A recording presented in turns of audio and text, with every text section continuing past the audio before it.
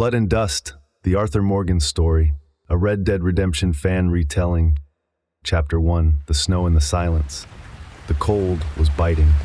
It gnawed at the skin, stinging through layers of clothing as if the very air itself wanted to freeze a man from the inside out. Snow fell steadily from the low-hanging clouds, the world a mixture of whites and grays, obscuring the horizon. The sky, heavy with the weight of another storm, cast an eerie silence over everything. It was a silence that Arthur Morgan had grown used to, but never fully accepted. Out here, in the wild, there was no room for noise. The wind was a constant howl, making the trees creak and groan as though the forest itself were alive, watching every move. It was as though the world wanted to be left alone, and the men who had dared to encroach upon it felt that stark cold truth deep in their bones. Arthur rode at the front of the group, his horse's hooves crunching through the thick layer of snow beneath him. He adjusted his grip on the reins, feeling the chill in his fingers. The horses were tired, their breath steaming in the frigid air. Arthur could feel the same tiredness in his own bones. The long days of travel had taken their toll, but there was no time for rest. They had to keep moving. Behind him, the rest of the gang followed, their figures barely visible in the swirling white. The Vander Linde gang had been on the run for what seemed like forever, trying to stay ahead of the law, evading bounty hunters and other dangers that lurked at every corner of the world. But now, as they rode deeper into the mountains, the threat of the law felt distant, replaced by the ever-present threat of nature itself. Dutch, the gang's leader, rode ahead with confidence, his silhouette framed by the storm as if it was nothing to him. His words, filled with ambition and fiery optimism, had always been a beacon for the gang, pulling them forward when they thought they couldn't go any further. But Arthur knew something Dutch didn't always want to admit. The gang was fractured, worn thin by years of running, by constant danger, and too many close calls. Arthur's thoughts drifted, but he quickly snapped back to attention when he heard a voice shout from behind. "Arthur! Arthur!" He glanced over his shoulder.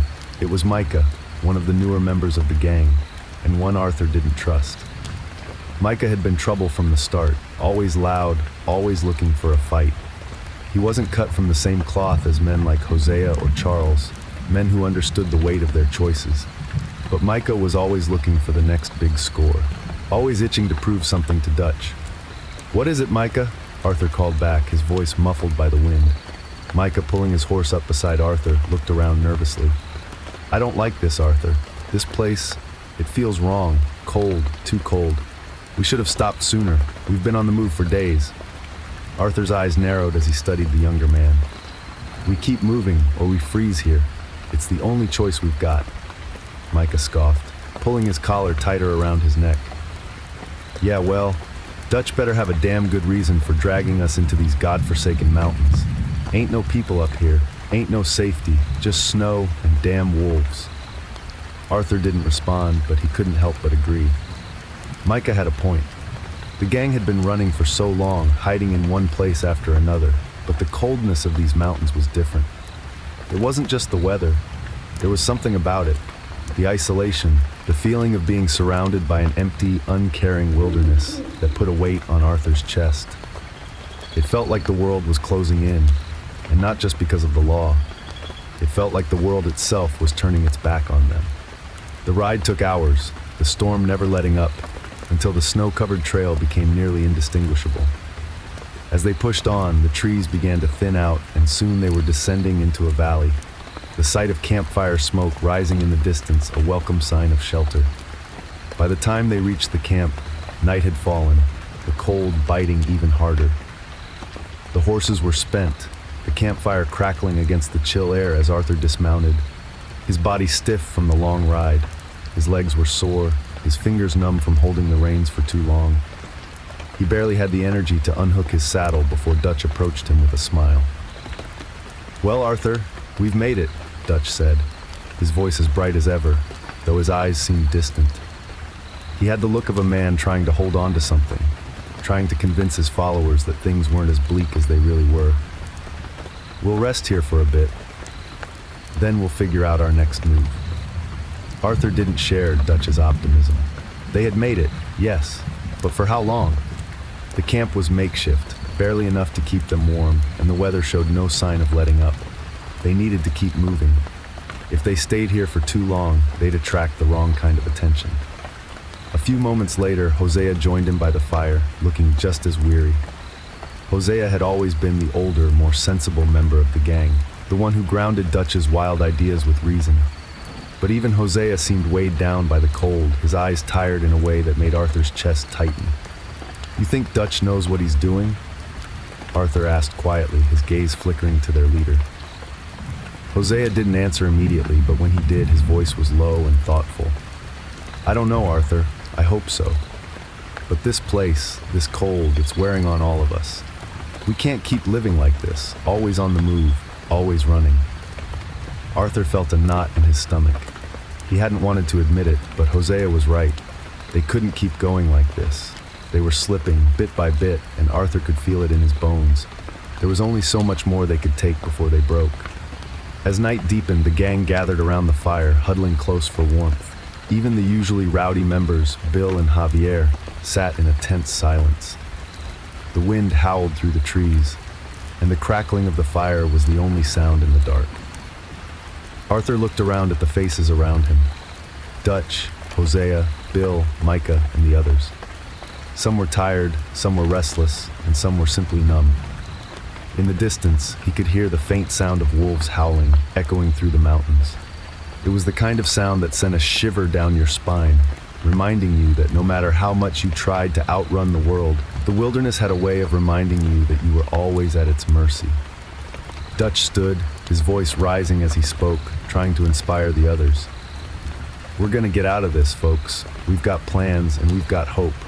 We've been through worse before. We'll make it. I swear it." Arthur couldn't find the words to respond. He wasn't sure what Dutch saw when he looked at the gang. Maybe he saw something different than what Arthur did. Maybe Dutch still had that fire inside him, that belief in a grand vision. But Arthur wasn't sure anymore. He wasn't sure about anything. That night, as the fire died down and the gang settled in for the night, Arthur couldn't shake the feeling of dread that gnawed at him. Outside, the wind howled like a wounded animal, and inside, the silence was deafening. He lay awake in his bedroll, staring up at the cold, dark sky. There were no stars tonight, only endless clouds. The world was closing in, and Arthur could feel it. It was only a matter of time before the storm would break, whether from the law or from the gang itself. But for now, all he could do was wait.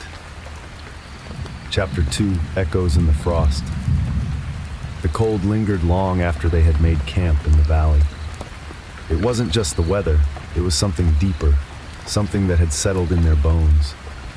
The snow continued to fall in gentle flurries, dusting the earth in a layer of pristine white, but it did nothing to erase the unease that seemed to have taken root in the hearts of the gang. They had barely spoken as they worked to set up camp, the usual chatter missing, the usual camaraderie buried beneath the weight of their exhaustion and their growing doubts. Arthur huddled close to the fire, his hands aching from the cold. He'd spent the day hunting, and although the meat would be a welcome meal, it did little to fill the gnawing emptiness that had taken over him. He couldn't shake the sense that they were moving further away from the life they once dreamed of, the life Dutch had promised them. The world was changing, and the gang wasn't adapting. They were fading. The others gathered around the fire, though they sat in a kind of disjointed silence.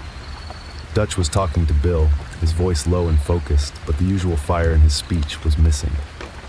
Bill didn't respond much, nodding occasionally, his face set in a grim line. Arthur knew the big man well enough to see that his mind wasn't on the conversation, but on something else, something weighing heavily on him. Hosea, as always, was content to remain quiet, letting Dutch do most of the talking. But Arthur knew that his old mentor, the one man who had always kept him grounded, was troubled. Hosea had been the one to speak softly of a different life, a better life. But now there were fewer talks of peace and more of survival. Across from them, Micah sat by the fire, picking at the dirt beneath his fingernails. He hadn't said much since they made camp. His usual cocky attitude had been muted. Even he could feel the oppressive weight of the silence, though he was far too proud to admit it. Arthur eyed him warily. Micah's unpredictability had always been a source of concern, but now it was more than that. There was something in his eyes, an edge, that Arthur didn't trust. "Dutch has got a plan, don't he?" Micah muttered suddenly, his voice low but cutting through the quiet like a blade. "We can't be running forever." Arthur's gaze locked onto Micah. He didn't say anything immediately. He didn't need to. Micah's words had the edge of someone who was trying to make himself believe in the dream, trying to convince others that it wasn't just a dream, but something tangible. "Don't speak for Dutch," Arthur said quietly but firmly. His voice had a weight to it, as though the words themselves carried the burden of something unspoken. "You keep your mouth shut till you have something worthwhile to say." Micah scoffed, clearly not expecting a response like that. "You think you're better than me, Arthur? You think you know how to run things better than Dutch?" Arthur didn't let the anger simmer. He'd learned long ago that Micah was a man who thrived on conflict, and any response would only feed that fire. But there was something about Micah's insolence that made the pit of his stomach tighten. The gang was fractured in ways no one wanted to admit. Dutch had been pushing everyone harder, faster, for reasons that Arthur couldn't quite see. And now there were whispers, unease growing like the crackling of a fire on the verge of burning out. Hosea, sensing the tension rising, spoke up. His voice was a soft counterpoint to the growing hostility. Now, Micah. No need for that kind of talk. We all know what's at stake. We're here for the long haul, whether we like it or not. But arguing over it won't get us anywhere." But even Hosea's calm wasn't enough to silence the undercurrent of discontent. It was the same feeling that had lingered back at the last camp. The feeling that their time was running out. Arthur leaned back against the log he was sitting on, staring into the fire, letting its warmth seep into his skin. But even the fire couldn't burn away the unease gnawing at him. The road ahead was treacherous. The storm had no intention of letting up, and neither did the threat of the law. Every passing day they grew closer to being discovered. Arthur had no illusions about that. He could hear the faint sound of horses in the distance, and the feeling in his gut deepened. The Pinkertons were never far behind. They were always 2 steps ahead. He could feel it, feel them on the wind. "They've been tracking us, haven't they?" Arthur asked, his voice low but clear. He didn't have to look at Hosea to know the answer. "They've got eyes everywhere," Hosea replied with a sigh. He scratched at his beard thoughtfully, his face creased with age and worry. "And they're not alone. You saw the flyers in Valentine. You heard the rumors. They're getting closer." Arthur nodded, his jaw set. He had seen the bounty posters with his own face plastered on them, alongside the names of others in the gang. Dutch's optimism was blinding him to the facts. The gang couldn't outrun the law forever.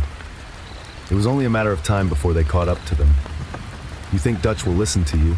Arthur asked, more to himself than Hosea. "I don't know, Arthur," Hosea replied, his voice quiet and grim. "But I'll try. We can't keep running. The way things are going, we're going to end up with no one left." Arthur stared into the flames, watching the embers flicker and dance. The wind howled again, louder this time, like a warning, and he couldn't shake the feeling that something was about to break. Whether it was the gang or the law or something else entirely, he didn't know. But it was coming, and when it did, they wouldn't be ready. The night passed slowly. They ate in silence, each man lost in his own thoughts. The campfire flickered and died down to embers as the night grew colder, and the snow kept falling, piling higher and higher, blanketing the world in a pristine, oppressive silence. Arthur sat awake long into the night, unable to sleep, his mind racing. The snow outside was relentless, and so was the creeping dread that gnawed at him. The world they had built was crumbling around them, and no matter how much Dutch tried to believe in the dream, Arthur knew deep down that there was no easy way out. The gang was growing weaker with each passing day. Their faces were haggard, their tempers shorter, and they were being hunted. Not just by the law, but by a world that had no place for men like them anymore. By morning, when the snow had stopped falling, the camp was ready to move again. Dutch was still talking as if things were fine, but his words seemed hollow. The gang packed their things in silence, each of them knowing the truth, but none willing to say it out loud. Arthur didn't need to hear it. He could feel it in the air. They were running out of time, and the mountains around them seemed to press in, narrowing their path, closing in on them, as if the very land itself was conspiring against them. It was a cold reminder of what they had become, fugitives, shadows of the men they once dreamed of being. Chapter 3, Fire and Ash. The storm had passed, but its aftermath lingered, both in the landscape and in the hearts of the gang. The world outside was blanketed in snow, the kind that was so thick and heavy it seemed to muffle all sound. The winds had died down, but the cold still gripped everything.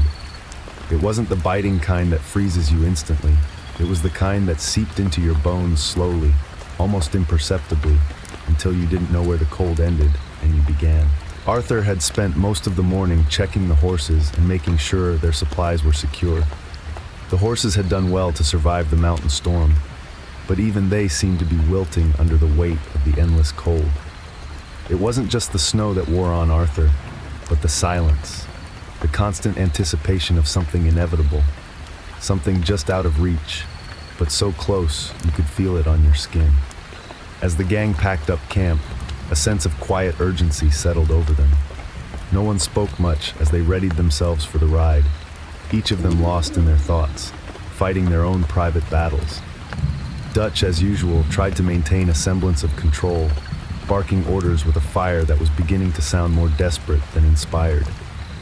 His voice rang out across the camp, but there was a nervous edge to it that Arthur couldn't ignore. The optimism he once carried so proudly was cracking, revealing the raw fear underneath. "Get moving! Pack it up! We've got a long ride ahead!" Dutch called, his words sharp as he moved among the gang. But Arthur could see it in the eyes of the others. Hosea's grim expression, Bill's tight jaw, and even Sadie's usual fiery look seemed a little duller. They were all tired, emotionally and physically.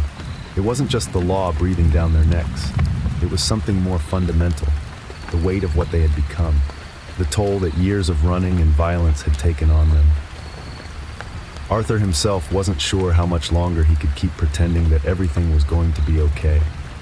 Every step felt like they were sinking deeper into the muck of their own choices, and there was no way out. Even the simple act of moving from one camp to the next felt like a futile attempt to outrun what was inevitable. They rode for hours, the silence hanging thick between them, broken only by the sound of hooves crunching through the snow. The trees grew sparser, the forest giving way to more open terrain. The mountains loomed above them, their jagged peaks disappearing into the clouds, like sentinels watching over the land. It was Charles who spoke first, breaking the suffocating silence. "There's a place up ahead," he said quietly, his voice steady but laced with concern. "We could rest there for the night. A cabin. Might be safer than out in the open." Arthur glanced at him, seeing the uncertainty in his eyes. Charles was a man of few words, but when he spoke, people listened. His calm demeanor and sharp instincts had kept the gang out of more than one tight spot, but even he seemed to be growing wary of the world around them. Dutch, as always, tried to appear unflappable, but the tightness in his expression betrayed him. "We don't have time to rest, Charles. We keep moving. We're not stopping until we hit the next town." Hosea, who had been silent for most of the ride, chimed in softly. "Dutch, maybe Charles is right. We can't keep pushing ourselves like this. We need to regroup. We need to think." But Dutch's eyes flashed with impatience. "I'm not having this discussion again, Hosea. We can't afford to stop. We can't let the law catch up to us." Arthur watched the exchange, feeling the familiar tension building. Dutch had always been determined, but now that determination felt more like a refusal to acknowledge the truth. They couldn't outrun this forever, and Arthur could see it in the way Dutch was holding himself. Tense, brittle, desperate. The rest of the gang stayed silent, watching the exchange unfold. The unsaid words between them were louder than anything spoken. They were tired, they were scared, but none of them were willing to admit it. By the time the cabin came into view, the sun was beginning to set, casting long shadows over the snow. The building was small, a single-story log cabin that looked like it had been abandoned for years. Its weathered wood blended into the landscape, the kind of place you'd almost miss if you weren't looking for it. They dismounted slowly, their bodies stiff and sore from the long ride. Arthur could feel the chill in his bones, a reminder that the cold never truly left. It was always there, waiting. Inside the cabin, the air was warmer, though still bitterly cold. There was an old wood stove in the center of the room, its chimney long since clogged with ash. A few moth-eaten blankets were strewn about, but little else. It wasn't much, but it was shelter. Dutch, as always, took the lead, moving to the stove and trying to get a fire going. But even with the crackling of the fire, the room felt empty. The shadows seemed to press in from every corner, as if the cabin itself was holding its breath, waiting for something to happen. As the fire took hold, the gang began to settle in. Micah, as usual, was quick to find a seat near the fire, stretching his legs out and looking far too comfortable. His grin was ever present, but Arthur could see the anxiety bubbling underneath, the way his eyes darted around the room, always on the lookout. Bill and Javier set up a small corner for themselves, but their usual banter was missing. They sat in uneasy silence, staring into the fire. Only Sadie seemed to find some comfort in the warmth, her eyes glinting as she sharpened her knife, a soft hum escaping her lips as though trying to drown out the noise in her mind. Arthur found a seat near the back of the room, away from the fire, his eyes scanning the room. He watched the others, studying their faces, feeling the weight of their exhaustion. The tension in the room was palpable. The words between them were few, but the looks they exchanged said everything. No one was saying it out loud, but they all knew the truth. Their time was running out. Dutch's voice cut through the stillness, though it lacked its usual vigor. "We'll rest here tonight. Tomorrow, we move again." Arthur didn't say anything, but he didn't need to. They all knew what was coming. Another day, another escape, another town to outrun. But for all the distance they'd traveled, there was no getting away from it. The gang was unraveling, and there was no way to stitch it back together. The law was coming, and they could feel it closing in around them, as certain as the cold. Later that night, as the fire burned low and the gang settled into an uneasy sleep, Arthur stayed awake, staring at the ceiling. His thoughts churned in the quiet, the weight of everything pressing down on him. He could hear the soft crackle of the fire, but it wasn't enough to silence the roar in his mind. The gang had been running for too long. Arthur had always known it was a losing game, but now, more than ever, it felt like the walls were closing in. The Pinkertons were getting closer. The bounty hunters were getting closer. And worst of all, the dream that Dutch had promised them, the dream of freedom, of a better life, was slipping through their fingers like smoke. He didn't know how much longer they could keep going. And the worst part was that he wasn't sure if anyone, least of all Dutch, was willing to face the truth. Chapter 4, The Hollow Valley. The Hollow Valley was as desolate as it sounded. There was no warmth in the air here, not even from the weak winter sun that hung low in the sky. The wind cut through the valley with a cruel precision, tearing at the clothes of the gang like invisible hands tugging at their resolve. The valley stretched endlessly in both directions, a series of sharp ridges and snow-covered fields, the ground hard and unforgiving beneath their boots. Arthur was on his horse, riding near the front, his eyes scanning the horizon. The snow was thick, caking on the trees, and the occasional snap of ice breaking underfoot was the only sound beside the wind.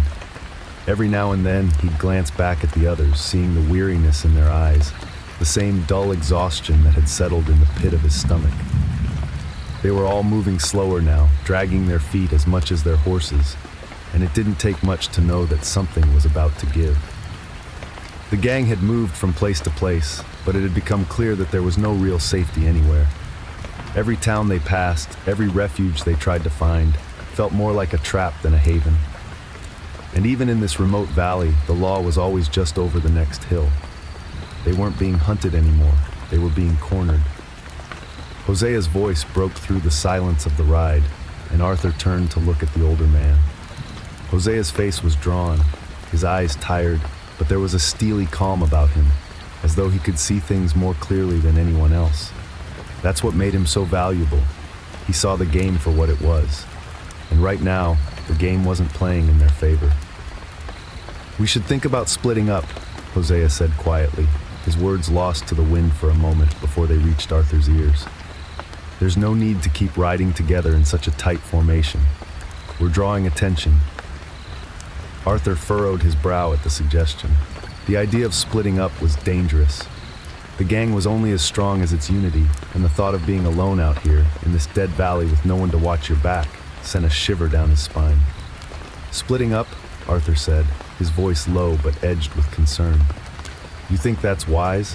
Hosea sighed, his breath visible in the cold air. I'm not saying we all scatter, but smaller groups.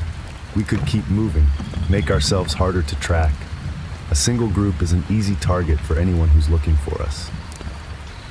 Arthur thought about it for a moment, chewing over Hosea's words. It made sense, but the risk was real. If someone got caught, there would be no one to help them. They would be picked off, one by one, until the gang was nothing more than a memory. And the Pinkertons were not fools. They would hunt them all down like animals, separating them like wolves picking off the weakest of the herd.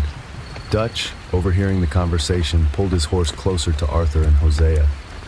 His face was shadowed by his hat, but there was an intense energy about him, a drive that Arthur wasn't sure was built on confidence anymore. No, we stick together, Dutch said, his voice firm but strangely thin. We move as one. If we split up, we lose everything. You're thinking like you've already lost. We haven't lost yet. Not while I'm still breathing. Arthur met Dutch's gaze. The fire in his eyes was still there, but it had dimmed, as if the weight of the years was beginning to catch up to him. Dutch had always been the leader, the visionary, the one who could sell anyone on the dream of freedom. But lately, the dream had felt less like a future and more like a fairy tale. We need to be smarter, Dutch, Arthur said, the words tasting like ash in his mouth. We can't outrun them forever. But Dutch shook his head, his face tight with the strain of trying to maintain control. And we're not going to. We'll make our stand when the time's right. But for now, we keep moving. The law's out there, and we can't afford to make ourselves an easy target. Arthur fell silent. He knew Dutch wasn't hearing him. Not really. Dutch had always been a man of action, but now he was a man clinging to the past, refusing to face the truth that they were running out of options. The ride continued in uneasy silence. The further they went into the hollow valley, the more isolated the world seemed. The gang's laughter, once frequent, was absent. The camaraderie that had once defined them was crumbling like the snow under their boots. By the time they stopped to rest, it was late afternoon. The sky was thick with dark clouds, the promise of a coming storm hanging over them. They made camp quickly, the wind biting at their skin as they set up tents, gathered wood, and tried to get the fire going. Arthur could feel the weight of the cold creeping back into his bones as he helped with the firewood. It wasn't just the physical cold anymore. It was a chill in the air, a kind of heaviness that had settled over the gang. He glanced at each of them in turn. Bill, huddled near the fire with his usual scowl. Micah, sneering as he carved something with his knife. Sadie, sharpening her gun with a sharp, deliberate focus. No one was speaking much. No one had the energy to. Hosea joined Arthur near the fire, his weathered face reflecting the glow. We can't keep going like this, Arthur. We're breaking apart. Arthur met his gaze. What do you mean? Hosea sighed deeply, rubbing his hands together for warmth. The gang, Dutch, we're all pushing towards something that's slipping away. Dutch doesn't see it, but you and I both know it's not working. The law's closing in. The land's changing. We can't outrun all of it. Arthur said nothing at first, letting the words settle. Hosea had always been the voice of reason, the one who kept him grounded when Dutch's plans started veering too far. But now, even Hosea seemed to be losing his confidence. I don't know what we're supposed to do anymore, Arthur said, his voice almost a whisper. We can't outrun them forever. Dutch's plans are getting riskier, and I don't know how much longer we can keep pretending everything's gonna be okay. You're not the only one feeling that way, son, Hosea replied, his tone heavier now. But if we can get through this storm, maybe we'll find a way out. If Dutch can see reason. He won't, Arthur said bitterly, his eyes narrowing. He's too proud. He's stuck in the dream, and I don't think he sees the reality anymore. That night, as the fire crackled and the wind howled through the trees, the gang settled into their makeshift camp. but there was no comfort in the warmth of the fire. The crackling of the flames, the creaking of the trees in the wind, and the low murmurs of conversation from the others created an oppressive soundtrack to the growing tension. Arthur lay awake long after everyone else had fallen silent, staring at the roof of the tent. His thoughts churned like a storm inside his head. The hollow valley was just another marker on their path, another place they couldn't escape. They had made their stand, but the enemy was closer now than ever, and he wasn't sure how much longer he could keep pretending they had a chance. Chapter 5, Smoke on the Rails. The scent of burning wood and coal hung in the air as the gang made its way across the railroads. The clanking of the steel tracks beneath their horses' hooves was a constant rhythmic sound that reminded Arthur of the path they were following, each mile only bringing them closer to something they could not outrun. The gang had moved on from the hollow valley, and the world around them had grown more open, but it felt no less dangerous. The winter chill still cut deep, though the days were getting longer. But there was no relief in sight. The train robbery had been the plan, and Dutch had promised it would be their ticket to freedom. A sizable payout, a clean getaway, and they would finally have the means to disappear, to live the rest of their days in peace. But as the days dragged on, with the pink-tinted sunsets and the long, drawn-out hours spent riding through the barren plains, Arthur couldn't shake the feeling that this mission, like every other, was doomed to fail. The gang rode through the flatlands, the terrain sparse and barren, with only the occasional scraggly bush to break the monotony. Arthur's eyes scanned the horizon, but there was nothing out there except more emptiness. Even the air felt thin, like the world itself was holding its breath. They were heading toward Katora Springs. Dutch had heard word of a train passing through, carrying valuables, a rich target, ripe for the taking. But even now, Arthur could feel the anxiety creeping through him, even though he didn't show it. The plan was solid, or so it seemed. But Dutch had been making mistakes lately, and Arthur wasn't sure they could afford any more. As they neared Katora Springs, the gang split into groups to prepare. Dutch was pacing, his mind already 10 steps ahead, while Hosea, ever the realist, was keeping a watchful eye over everything, ensuring that the plan would go off without a hitch. Arthur was helping prepare the horses when he caught a glimpse of Bill, who was clearly agitated. His usual bravado was gone, replaced with unease. Bill had always been a bit hot-headed, but this was different. Something was off. His eyes darted around, and Arthur noticed his hand was shaking slightly as he tightened his saddle straps. "You all right, Bill?" Arthur asked, walking over to him. Bill didn't look up at first, his eyes trained on the horse in front of him. When he did finally glance up, there was something in his expression that Arthur didn't quite understand, something more vulnerable, more fragile than usual. "Just tired, Arthur. Just tired. I don't know if this is going to work," Bill muttered, his voice low and rough. Arthur raised an eyebrow. "What do you mean? It's the same plan we always do. Ride in, hit the train, get out. Easy." Bill let out a humorless chuckle, shaking his head. "You don't get it. Every time we pull something like this, it feels more like we're being pushed closer to the edge. It ain't about getting the money anymore. It's about getting out. The law is everywhere. It's only a matter of time before they catch up with us." Arthur studied Bill for a moment, then sighed. He didn't have much patience for doubt, but he couldn't help feeling a flicker of that same unease creeping up inside him. Bill wasn't wrong after all. This wasn't just about money anymore. It was about survival. "You're thinking too much, Bill. Dutch has got a plan. We all ride out of here with that cash, and then we disappear. Simple as that." Bill didn't respond. He just nodded, though Arthur could see he wasn't convinced. As the gang rode toward the train's path, the landscape began to change. The flat plains were replaced by a rocky outcrop, and then the slight rise of the canyon walls. The train was scheduled to pass through Katora Springs at night, and the gang had positioned themselves at key spots along the track, waiting for the right moment to spring into action. Arthur kept his eyes trained on the horizon, scanning for any signs of movement. The others were more animated, eager for the heist to begin, but Arthur couldn't shake the weight in his chest. There was too much at stake. One wrong move, one misstep, and the Pinkertons would be all over them. But there was no turning back now. Dutch had set the plan in motion, and they were committed. It wasn't long before the sound of the train reached them. The distant rumble of the engine grew louder, vibrating through the earth like a promise.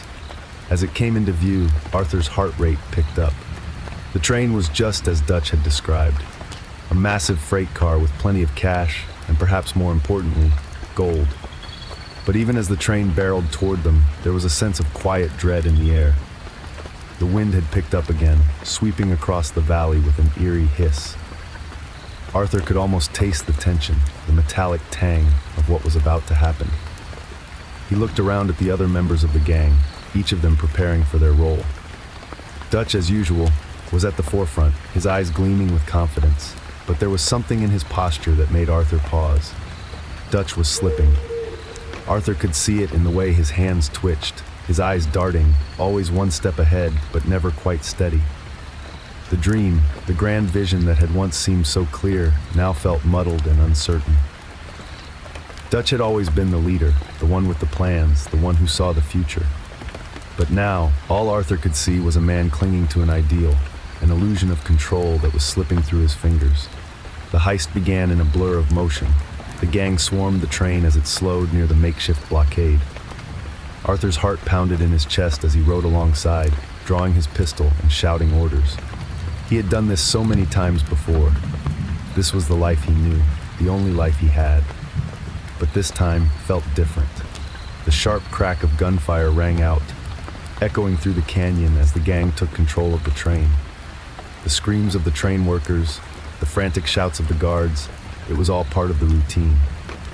But in the chaos, Arthur caught sight of something that made his blood run cold. A group of Pinkertons had followed them. They were already there. Arthur barely had time to react. His mind raced, trying to process what he was seeing, but it was too late. The Pinkertons had arrived faster than expected, and the entire train was surrounded. Gunfire erupted from the trees, and the gang was forced into immediate action. Dutch, always the optimist, still believed they could pull it off. "Keep moving, we get the gold and we're out of here," he shouted, his voice barely audible over the gunfire. Arthur was already moving, covering Micah and Bill as they made their way to the cargo hold. But the situation was spiraling out of control. The plan was unraveling, piece by piece, and there was nothing they could do to stop it. The Pinkertons had anticipated their every move, and now they were trapped, outnumbered, and pinned down. In the chaos, Arthur found himself face to face with one of the Pinkertons. The man was tall, his face hard, his gun trained on Arthur's chest. There was no room for negotiation, no time for mercy. With a quick movement, Arthur's gun was out, and the shot rang out, sending the Pinkerton agent crashing to the ground. But the damage was done. The gang had taken the gold, but they had also taken a huge risk.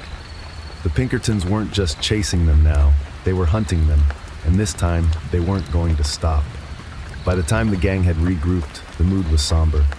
The train robbery had gone from a triumphant escape to a desperate retreat. They had the gold, but the cost had been high. The Pinkertons were close, too close. Dutch, still trying to rally the gang, spoke through gritted teeth. "We can still make it, we just have to keep moving." But Arthur wasn't so sure. The fire that had once burned bright in Dutch's eyes was beginning to flicker. The man who had always seen the future, who had always been able to keep the gang together, was losing his grip. And Arthur wasn't sure how much longer they could keep pretending everything was still okay. Chapter 6, Shadows of the Law. The days following the train robbery were tense, each hour stretching longer than the last. The gang had ridden hard to get away from Katora Springs, but even the open plains could not offer them the peace they so desperately sought. The weight of what they had done, what they had stolen, was now heavy in their hands. The gold was safely tucked away, but so too were the consequences of their actions, and they would follow them like a shadow. Arthur rode with his head down, his mind a swirl of doubt. The familiar click of his horse's hooves against the rocky trail seemed to reverberate louder than it ever had before. Every sound, every shift in the wind, every rustle of the trees, It all felt like an omen. The Pinkertons were out there. He could feel them closing in, the smell of smoke and gunpowder still fresh in the air. Dutch, ever the optimist, kept pushing them forward. He was already making plans for their next move, his mind racing faster than anyone could keep up. But Arthur had begun to see cracks in the facade. The plans that had once seemed so clear now felt more like desperate gambles. The gang had made camp by the edge of a small stream, the fire flickering as the light faded from the sky. The moon was high now, casting long shadows that seemed to stretch across the camp, as if the darkness itself was moving in closer.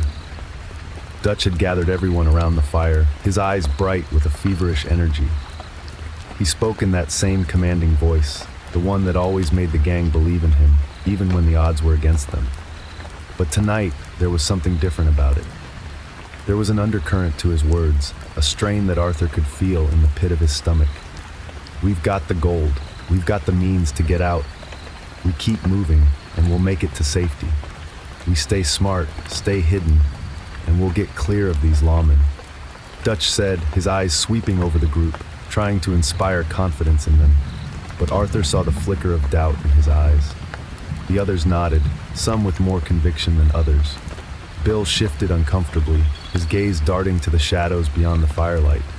Sadie's usual sharp focus was dulled slightly, her knife now resting idly in her lap. Even Micah, the ever-cocky troublemaker, wasn't so quick to speak up. Arthur stayed silent, watching the fire as the flames crackled, sending occasional sparks into the night. He could feel the air growing colder, but it wasn't just the temperature, it was the weight of Dutch's words.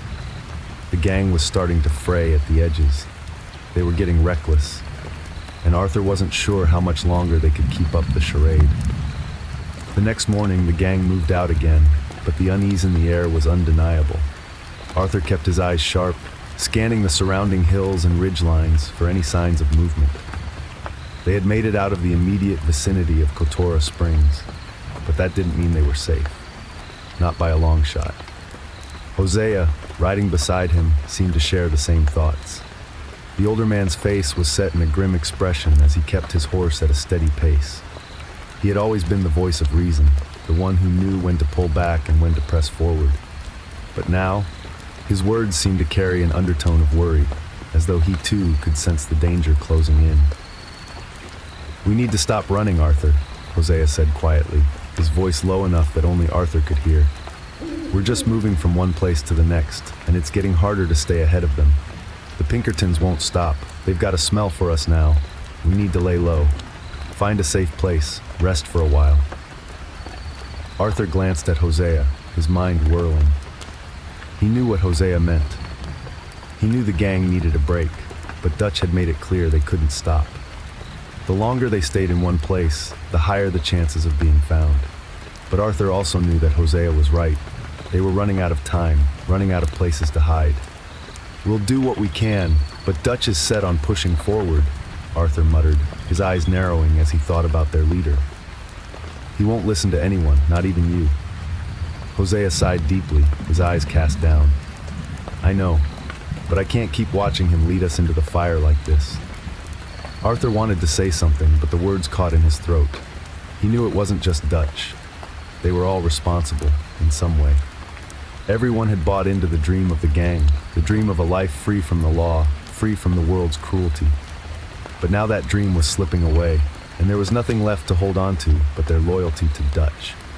And Arthur wasn't sure how much longer that loyalty would be enough. They came to a ridge overlooking a valley that stretched out like a scar across the land. The Pinkertons had already begun to move in. Arthur could feel it in his bones, the way the air felt too still, too heavy.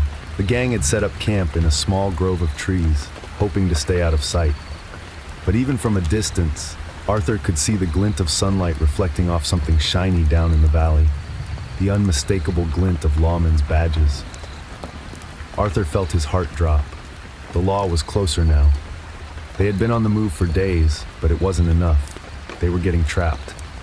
Dutch paced back and forth, his brow furrowed in concentration, while the rest of the gang kept their distance, speaking in hushed tones.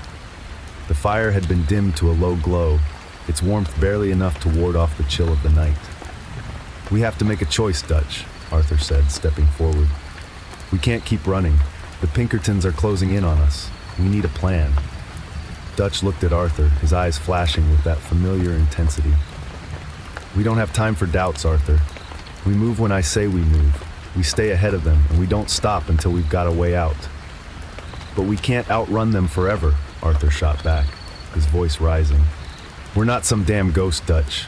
They're catching up to us, and we need to face that."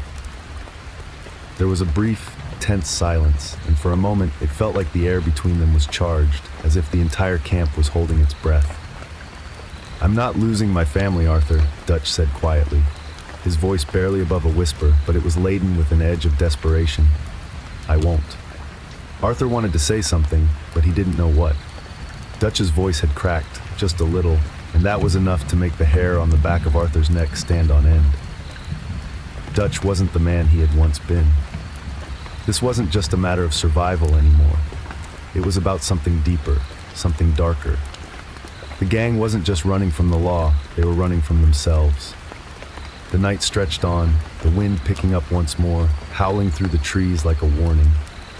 The next morning, they moved again, but it was clear to Arthur that their days were numbered. The Pinkertons were relentless, their scent stronger than ever. There was no escaping them. The gang was scattering, falling apart, and it wasn't just the law that was closing in. It was the gang itself, unraveling piece by piece. Dutch kept riding ahead, as though he could still lead them somewhere safe, but Arthur knew better. He could see the cracks in Dutch's leadership. He could feel the tension in every word, every move they made. The family they had built was crumbling, and Arthur wasn't sure how much longer he could pretend that everything would turn out all right. Chapter 7, The Blood on the Wind. The sky was heavy with the threat of rain, the air thick with the scent of wet earth and dust. The wind howled through the valley, sending the dry leaves of the trees spinning into the air, their crisp edges cutting across the otherwise still horizon. The camp was quieter than it had been in a long time. The usual sounds of chatter and laughter were replaced by a low murmur of conversations that quickly died down whenever Dutch came near. His once constant energy was now laced with a nervous edge, as if even he knew they were running out of time. Arthur sat near the campfire, his rifle across his knees, staring into the flames. His mind kept drifting, over and over again, back to the moment they'd left behind. The Pinkertons were getting closer, their presence a weight on his chest, and the gang was starting to fracture. Tensions were rising, and Arthur could feel it in the way they looked at each other now. The camaraderie was fading, replaced by suspicion, and something darker, something desperate, was creeping into the air. The train robbery had been a success, at least that's what Dutch had promised them, but it had only brought more trouble. They'd taken the gold, and with it, they had set a series of events in motion they could no longer control. The law was on their trail, and the Pinkertons had made it clear that they were done playing games. Arthur had always known this day would come, but the reality of it had settled in harder than expected. Dutch had led them to a new camp, an old, crumbling cabin tucked away in the middle of nowhere. There were no towns for miles, no roads that led anywhere other than deeper into the wilderness. It was the kind of place that seemed to echo with the ghosts of men who'd come before them, the kind of place that would swallow them whole if they weren't careful. But it felt like a dead end. There was no getting away from the law this time. Arthur glanced around the camp. The gang had become more divided in the last few days. Molly was at the edge of the camp, her arms crossed, a look of disdain plastered across her face as she glared at Dutch from a distance. Sadie, who had once been so eager to prove herself, had become increasingly irritable. She spent most of her time sharpening her knives in the corner of the camp, as if preparing for something that was always just beyond reach. Micah was the worst of all. His usual cocky attitude had turned into something more dangerous, a palpable sense of recklessness that was infecting the others. He had never been the type to think things through, but now it was as though he was trying to stir up trouble on purpose, trying to push them all further into the darkness. Arthur could feel his temper fraying at the edges, and he didn't like the man he was becoming. There was too much at stake to start doubting his own people, but he couldn't help it. There were too many signs pointing to a future where the gang wouldn't survive. Dutch had always been the man with the plan, but now his words had begun to feel hollow. His speeches were more fervent than ever, and the gang seemed to believe in him even as he led them toward their own destruction. It was around dusk when everything changed. The calm before the storm shattered as a scout rode in, his face as pale as the ghost of a man long dead. The Pinkertons had arrived, too close, too soon. "They're coming," the scout shouted as he rode into camp, his eyes wide with panic. "We need to move now."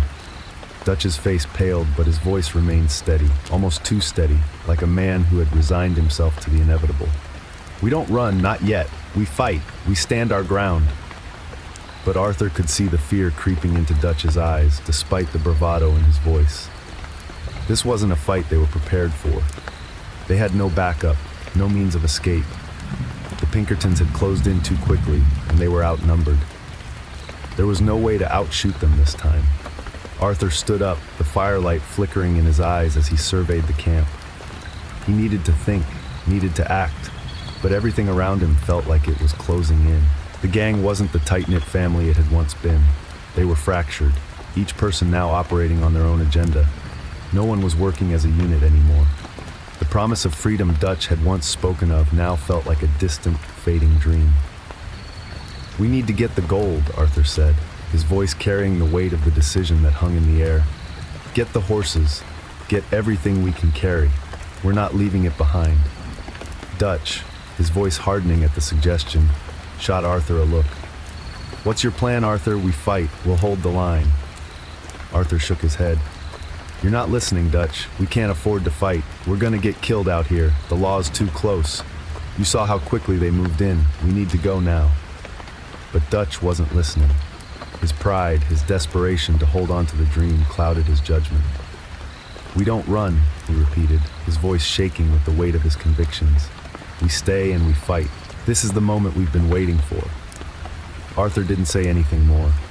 His hands balled into fists, his heart hammering in his chest. He wasn't going to waste his breath anymore. If Dutch wanted to charge headfirst into their doom, then so be it. Arthur wasn't going down with him. The gunfire came quickly, sharp and brutal, slicing through the air with the staccato rhythm of a violent storm. The Pinkertons were upon them, their forces overwhelming, their tactics more refined than anything the gang had ever seen. Dutch's men scrambled to fight back, but it was chaos.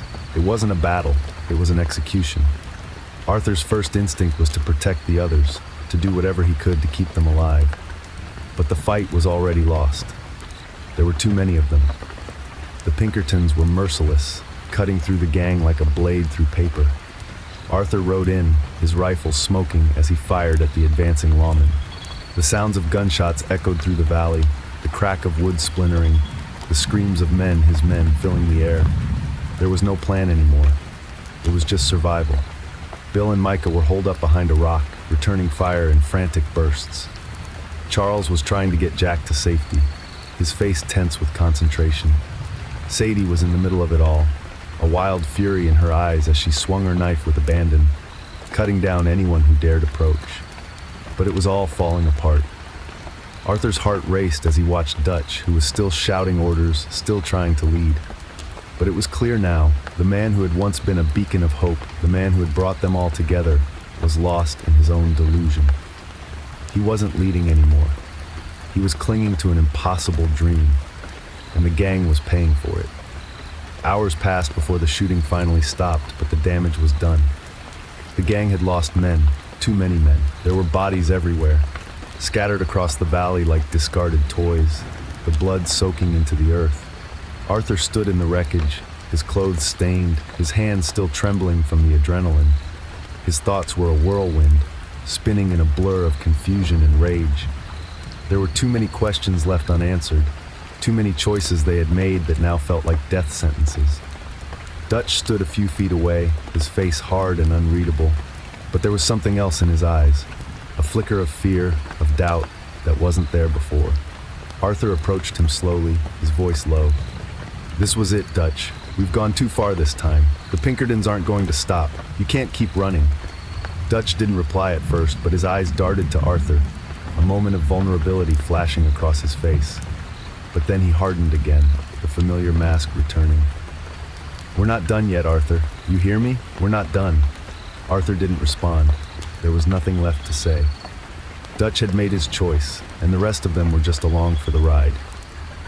The wind howled through the valley again, carrying with it the scent of death, the scent of blood. Arthur stood alone, staring at the aftermath of their folly. The gang was fractured, the dream was slipping away, and there was no escaping what was coming next. The law was closing in, and Arthur knew one thing for certain. The time for running was over. They would either face it or die trying. Chapter 8, The Weight of the Past. The rain had come down in torrents that night, the sky dark and threatening, as if it too knew the gang's fate. Every drop that hit the earth seemed to drum a warning in Arthur's mind, the sound reverberating through the trees like a countdown to something inevitable. They were stuck, caught between the ever-encroaching Pinkertons and their own fractured dreams. They could run, but they couldn't escape themselves. The camp was quiet for the most part, save for the occasional crackling of the fire and the soft murmur of voices carried by the wind. Dutch, as usual, kept his distance from everyone else, his mind constantly racing, constantly searching for a way out. He had always been the one to spin the grand vision, to speak of a better life, a future of freedom where they could live on their own terms. But now, those words had begun to feel hollow, like the echo of a promise never meant to be kept. Arthur sat apart from the others, leaning against a tree at the edge of camp. His coat was soaked, the water seeping into his bones, but it was nothing compared to the chill in his chest. His thoughts were like a storm, swirling and turbulent, each memory and regret crashing against him. The gold was gone, and with it, so much of the hope that had once driven them all. It wasn't just the law that was closing in now, it was the truth, the brutal reality of their situation. Hosea was sitting near the fire, his expression as grim as it had been for days. The older man had tried to reason with Dutch, tried to convince him that they needed to lay low, take fewer risks. But Dutch had dismissed him, as he always did when someone questioned him. Arthur knew it was only a matter of time before Hosea too would see the truth that he had been avoiding all along.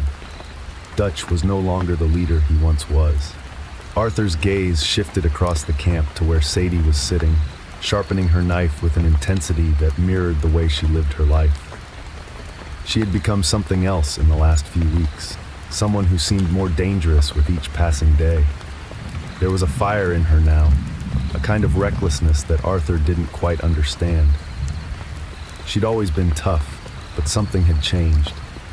The more the world closed in on them, the more she seemed to embrace it, as though she was daring it to take her. Across from Sadie, Micah leaned against a tree, a smirk on his face as he spun his gun in his hand, showing off.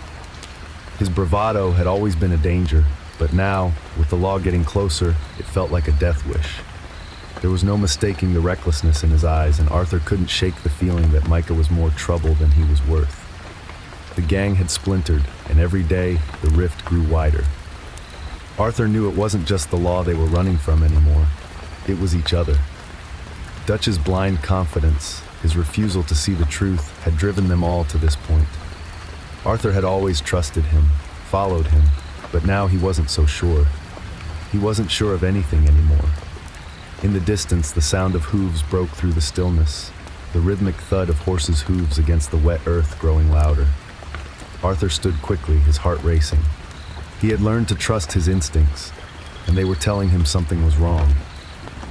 "Get ready," he called out to the others, his voice low but sharp. Everyone jumped to action, scrambling to gather their weapons and prepare for whatever was coming. The fire flickered, casting long shadows against the trees as Arthur scanned the dark horizon. The wind howled louder now, the storm picking up, as if the very earth was conspiring against them. The first rider came into view, a lone figure against the darkened landscape. Arthur squinted into the rain, his heart pounding in his chest. It was a man, but who? A scout from the Pinkertons? Or perhaps someone from a neighboring town? As the figure drew closer, Arthur saw the unmistakable silhouette of a familiar horse, its shape etched into his memory. It was Javier riding in fast, his face grim. "Arthur," he shouted through the rain, his voice barely audible over the howling wind. "We've got company." Arthur's stomach dropped. He knew what that meant. The Pinkertons were closing in, and this time there would be no easy escape. They moved quickly, gathering what little they had left, preparing to flee once again. But Arthur couldn't shake the feeling that they were running out of time. There was no place to hide anymore, no safe haven. The law was everywhere, and they were nowhere near as elusive as they had once been. Javier and the others arrived, their faces marked by the same exhaustion and fear that had begun to define their lives. Dutch had his map out, his finger tracing lines on the paper as he muttered to himself, but Arthur could see the doubt in his eyes now. He had always been a man who led with conviction, but now it was clear that Dutch didn't know what to do anymore. "Dutch," Arthur said, his voice low, "we can't keep doing this. We need to lay low. We can't outrun them forever." Dutch's eyes snapped up, his expression hard. "We don't stop running, Arthur. You know that. You've always known that. You want to give up? You want to surrender?" Arthur's heart ached at the question. He had always stood by Dutch. He had always believed in the cause, in the dream of a better life, a free life. But now, the dream was slipping away, and the man he had followed seemed more like a shadow of himself. Dutch's words no longer rang with the same conviction, the same hope they once had. "I'm not giving up," Arthur said, his voice tight. "But I'm not blind, Dutch. We're not going to make it if we keep going like this." Dutch's face twisted in frustration, but he said nothing more. The silence between them was heavy, suffocating. It was clear that there was no changing Dutch's mind. He was determined to press on, to fight, no matter the cost. And Arthur wasn't sure if he could follow him any longer. The rain didn't let up, but neither did the gang. They moved out, slipping into the night like shadows themselves, trying to stay hidden, trying to keep a step ahead of the Pinkertons. But the distance between them and the law was closing fast. And even if they managed to outrun them for a little while longer, Arthur knew that the real battle wasn't with the law, it was with themselves. As the gang rode through the darkness, Arthur couldn't shake the feeling that something was about to give. The tension in the air was thick, every member of the gang on edge, every glance filled with unspoken words, unacknowledged fears. They had once been a family, bound by loyalty, by trust, by the dream of freedom. But now, that bond was fraying. They were no longer a family. They were a group of people clinging to survival, each one with their own agenda, their own fears.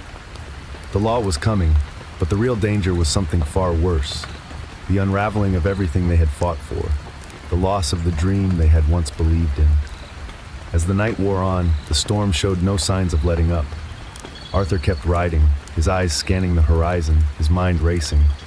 The sound of hooves in the distance seemed to follow them, like the specter of their own demise.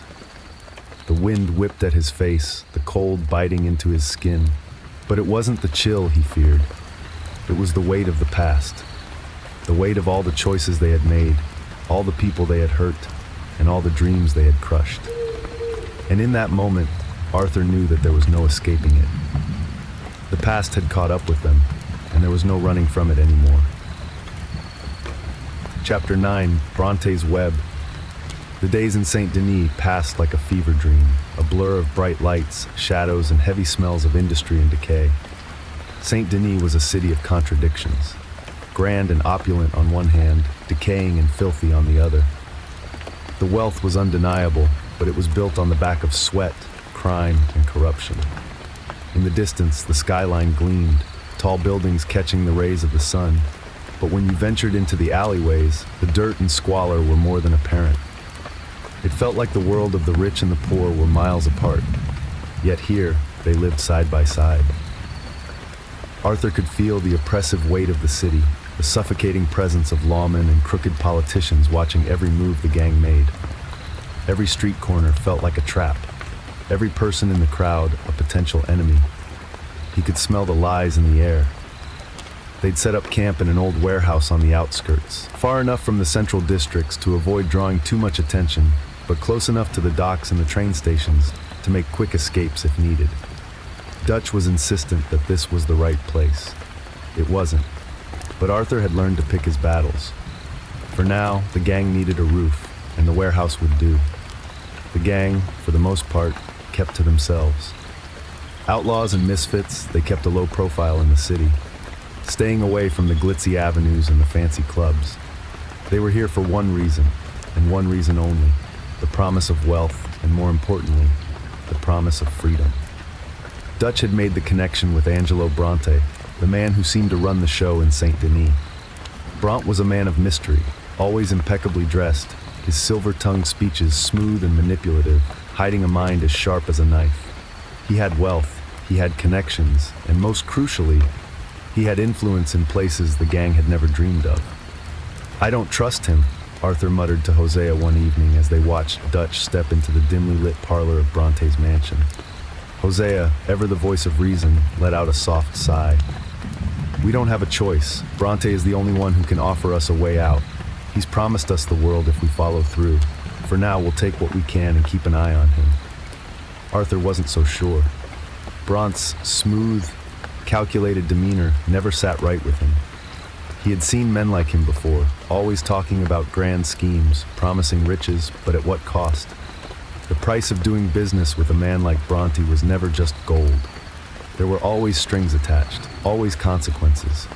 But Dutch, with his boundless optimism, had already bought into Bronte's promises. "He's going to give us a job, something big," Dutch had said, his voice thick with excitement. "A heist that'll set us up for life. After this, we don't have to run anymore. We can settle down, start fresh." Arthur's gut twisted at the thought. The gang had been running from lawmen, bounty hunters, and rival gangs for so long. A part of him longed for the freedom Dutch promised, but another part of him, deep down, knew it would never last. There was no such thing as an easy way out. The first meeting with Bronte was everything Arthur had feared and more. Bronte's mansion was everything the man's reputation suggested. Tall, imposing, with gardens that stretched out far beyond what Arthur had ever thought possible in a city like Saint Denis. The interior was opulent, with velvet curtains, polished marble floors, and chandeliers that gleamed like diamonds in the sunlight. It was a world Arthur had never belonged to, and it made him feel like a ghost in someone else's dream. Dutch and Bronte met in the drawing room, exchanging pleasantries and empty words. Bronte was charming, his smile disarming, his voice smooth and deep. He looked like a man who had everything, and was willing to give it all to the right people. Arthur kept his distance, watching the interaction from a corner of the room. Bronte's gaze flicked toward him more than once, his eyes studying Arthur with that quiet, calculating intensity that made Arthur feel uncomfortable. "You've brought quite the crew with you, Mr. van der Linde," Bronte remarked, his eyes sweeping over the gang. "But there is one man who stands out among them, Arthur Morgan. Yes, the man with a reputation." Arthur's jaw tightened. He didn't like hearing his name thrown around like that. Bronte had done his research, no doubt, but Arthur didn't care much for the attention. He wasn't here for praise or for respect. He was here for the money. "I've heard a lot about you," Bronte continued, his voice silkier than before. "A man of principle, a man who knows what needs to be done. I like that in a person." Arthur didn't say a word, but his gaze never wavered from Bronte. He wasn't fooled by the honeyed words. It was all part of the game. The conversation between Dutch and Bronte continued, punctuated by offers and promises of wealth. Bronte was offering them a job, a big one, no doubt, a robbery that would see them break into the vaults of a powerful, corrupt politician. The kind of heist that could secure their future for good. Bronte was pushing them toward the idea of robbing a train, something that would give them the money they needed to disappear for good. It sounded too easy, too perfect. Dutch, as always, was sold on the idea, eager to please Bronte, and eager to see the gang rise to the level of power he always dreamed of. Arthur wasn't so convinced. He knew better than anyone that things rarely went as planned. A man like Bronte wasn't handing out opportunities without asking for something in return. Later that night, as the gang huddled around the fire in their camp, Arthur could feel the tension building. The others were excited, planning the job, imagining how they would spend the money, but Arthur couldn't shake the feeling that they were heading for a cliff, and they wouldn't even see it until they'd already fallen off. "You trust him?" Arthur asked Hosea quietly, his voice low, as if afraid someone might overhear. Hosea gave a long, slow look at Dutch, who was speaking animatedly with Micah and Bill, already hashing out the details of the heist. I don't trust him, but we're out of options. Bronte has what we need. If we do this right, we can make it out. But Arthur, Hosea's voice turned serious, I'm not so sure this is the path we want to take. It feels wrong. Arthur didn't answer. He stared into the fire, watching the flames dance. The night was quiet, but his thoughts were anything but. They had to do it. There was no turning back now. But deep down, he felt the weight of the choices they were making. Every step forward seemed to drag them deeper into a world they didn't understand and couldn't escape. Dutch's words echoed in his mind. We're so close, Arthur. This is our chance. But as Arthur looked around the camp, he couldn't help but wonder how much more they could take. How many more lives could be lost before it all came crashing down. As the days passed, the preparations for the heist went forward. The gang's energy shifted, a strange mix of hope and dread. Dutch's feverish optimism filled the air, and the others followed him like they always did, some with more reluctance than others. Arthur, however, felt the weight of their decisions more than anyone. He had seen enough of this life to know that it wasn't the riches that mattered. It was survival. And the closer they got to the job, the more he realized that this might be the one that broke them. But for now, there was nothing he could do. They had already crossed the line, and there was no going back. Chapter 10, The Long Road to Nowhere. The morning mist clung to the trees like ghosts, a thin veil of fog that stretched across the valley, covering the world in an eerie stillness. It had been days since they had ridden from camp, each mile heavier than the last. The landscape had turned into a bleak, unwelcoming stretch of wilderness, the kind of place that felt as though it was swallowing them whole. They were no longer running toward something, they were just running. Arthur had been in worse situations, many times before, but the sense of futility that clung to him now was something new. The gang had come so far through so many hardships, but it seemed that the end was inevitable. Every decision, every move they made now felt like a step toward a place they couldn't escape. The law, the betrayal, the distance between them all, it was all closing in, tighter than ever.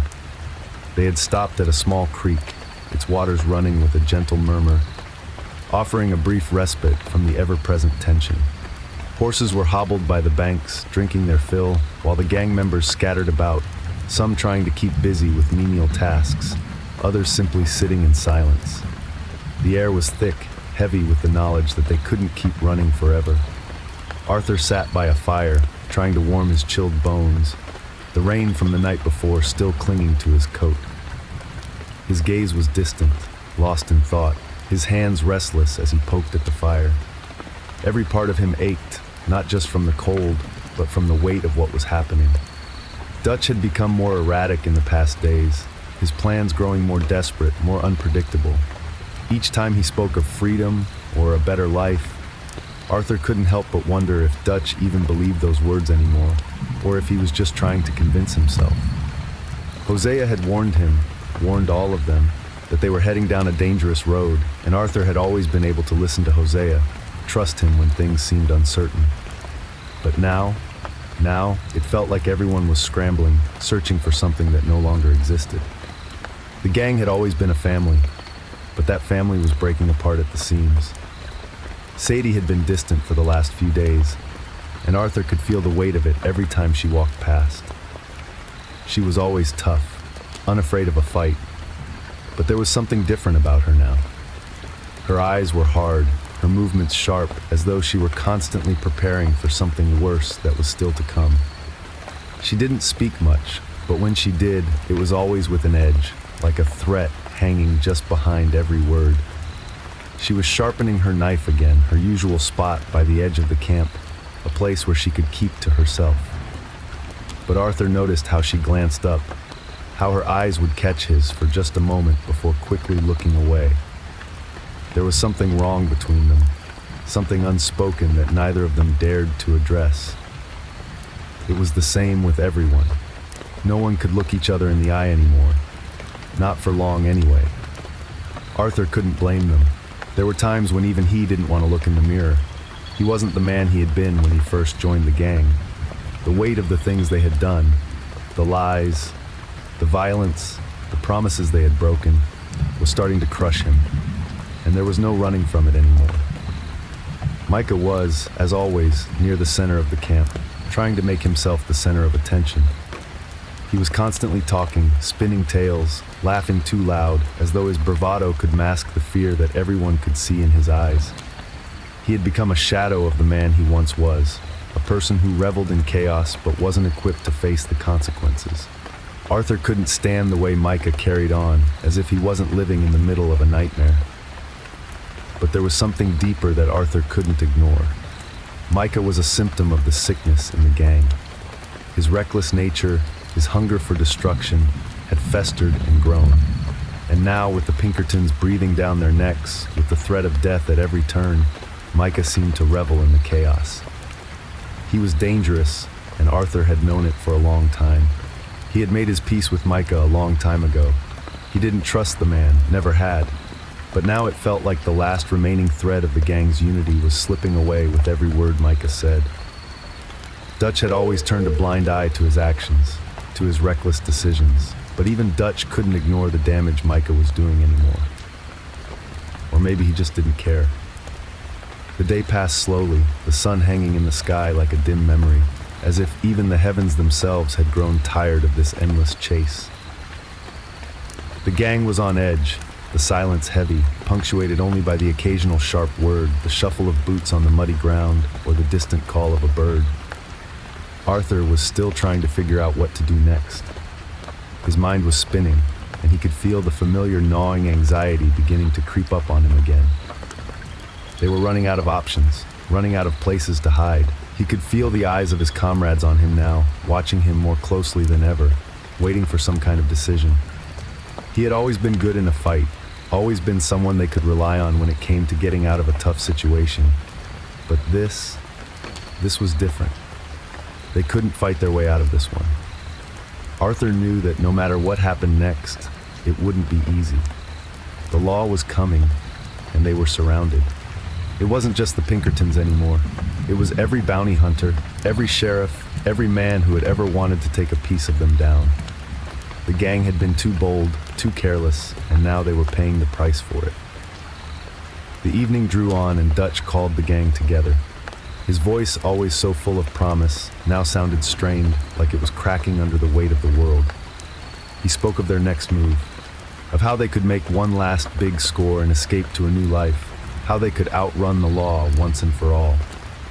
His words, though, rang false in Arthur's ears. There was no escape from this. The gang was unraveling, and there was no going back. Arthur stood at the edge of the circle, his arms crossed, his face a mask of frustration and disbelief. Dutch was trying so hard to convince them, trying to make them believe in something that was no longer real. It was all a game to him now, a desperate bid to hold on to something he had lost long ago. But Arthur knew better. He had seen this before. The way Dutch manipulated the truth, the way he bent reality to fit his needs, and he couldn't ignore it anymore. The gang was broken. There was no saving them. The meeting ended in silence, each member of the gang retreating into themselves, unwilling to confront the truth that had become clear to Arthur. The road ahead was nothing but a long, unforgiving stretch of empty promises and broken dreams. That night, as Arthur lay in his bedroll, his thoughts were a whirlwind. He had fought for this gang, fought for Dutch, but now it felt like everything was slipping through his fingers. His loyalty, his sense of duty, it all felt like it was fading. The gang had been a family once, a place where he had found purpose, but now it felt like nothing more than a shadow of what it had been. The world was closing in, and Arthur could feel the weight of it pressing down on him. The law was coming, the end was near, and there was nothing left to do but wait. Chapter 11, The Shattered Dream. The firelight flickered, casting long shadows across the camp as the gang sat in uneasy silence. The events of the past few days had pushed everyone to the brink, but the uncertainty was starting to take its toll in ways that Arthur hadn't anticipated.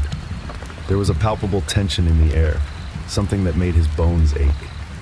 Every conversation, every glance shared between the members of the gang felt loaded, thick with meaning, yet no one dared to speak the truth aloud.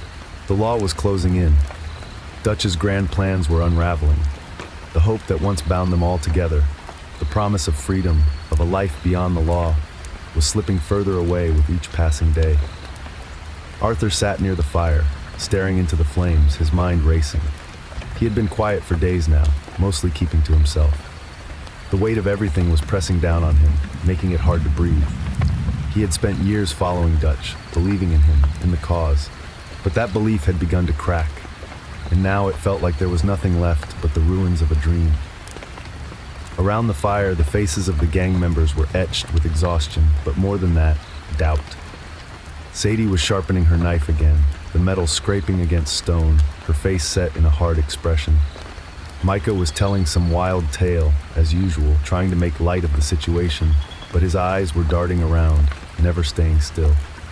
Hosea had already retreated into the trees, as he often did when things got heavy, his old eyes clouded with the weight of too many years of fighting a losing battle. But it was Dutch's face that Arthur couldn't stop looking at.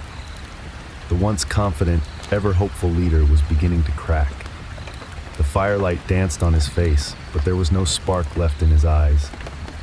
He had always been the one to guide them, to push them forward, but now, with every failed plan, every false promise, it felt like he was just a man clinging to the last vestiges of something he had lost long ago. Arthur had seen this before. People who couldn't let go, who refused to acknowledge the inevitable. It wasn't just Dutch, though. Every single one of them had become a reflection of that same desperation. The gang was fractured, and Arthur could feel it in his bones. The night stretched on, and as the camp fell into silence, Arthur found himself restless. He couldn't sleep. His mind kept drifting back to the decision he had made that afternoon, to ride out on his own, away from the camp, to think. He needed space to clear his head, to figure out what to do next. The weight of the gang's troubles, the law breathing down their necks, and Dutch's spiraling behavior, it was all too much. The wind had picked up, rustling the trees as he led his horse toward a small, secluded clearing. The sky overhead was dark and foreboding, the clouds heavy with the promise of rain. Arthur dismounted and tied his horse to a nearby tree, then walked into the center of the clearing, looking up at the dark sky. He wasn't sure what he was searching for. Answers, maybe? A sign? Anything that could guide him through the fog that had settled over his mind. Flashback. As the cold air whipped around him, Arthur's mind drifted back to when he first joined Dutch's gang, to a time when things had felt simpler. He was younger then, full of fire and ambition. Dutch had promised him freedom, a life where no one told them what to do, where they could carve out a future on their own terms.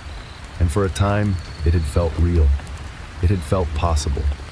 There were moments back then when the gang was truly a family. They laughed, they fought, they survived together. The bond they shared had been undeniable. But now it was all falling apart. The dream of freedom had become nothing more than a hollow echo, a ghost haunting their every step.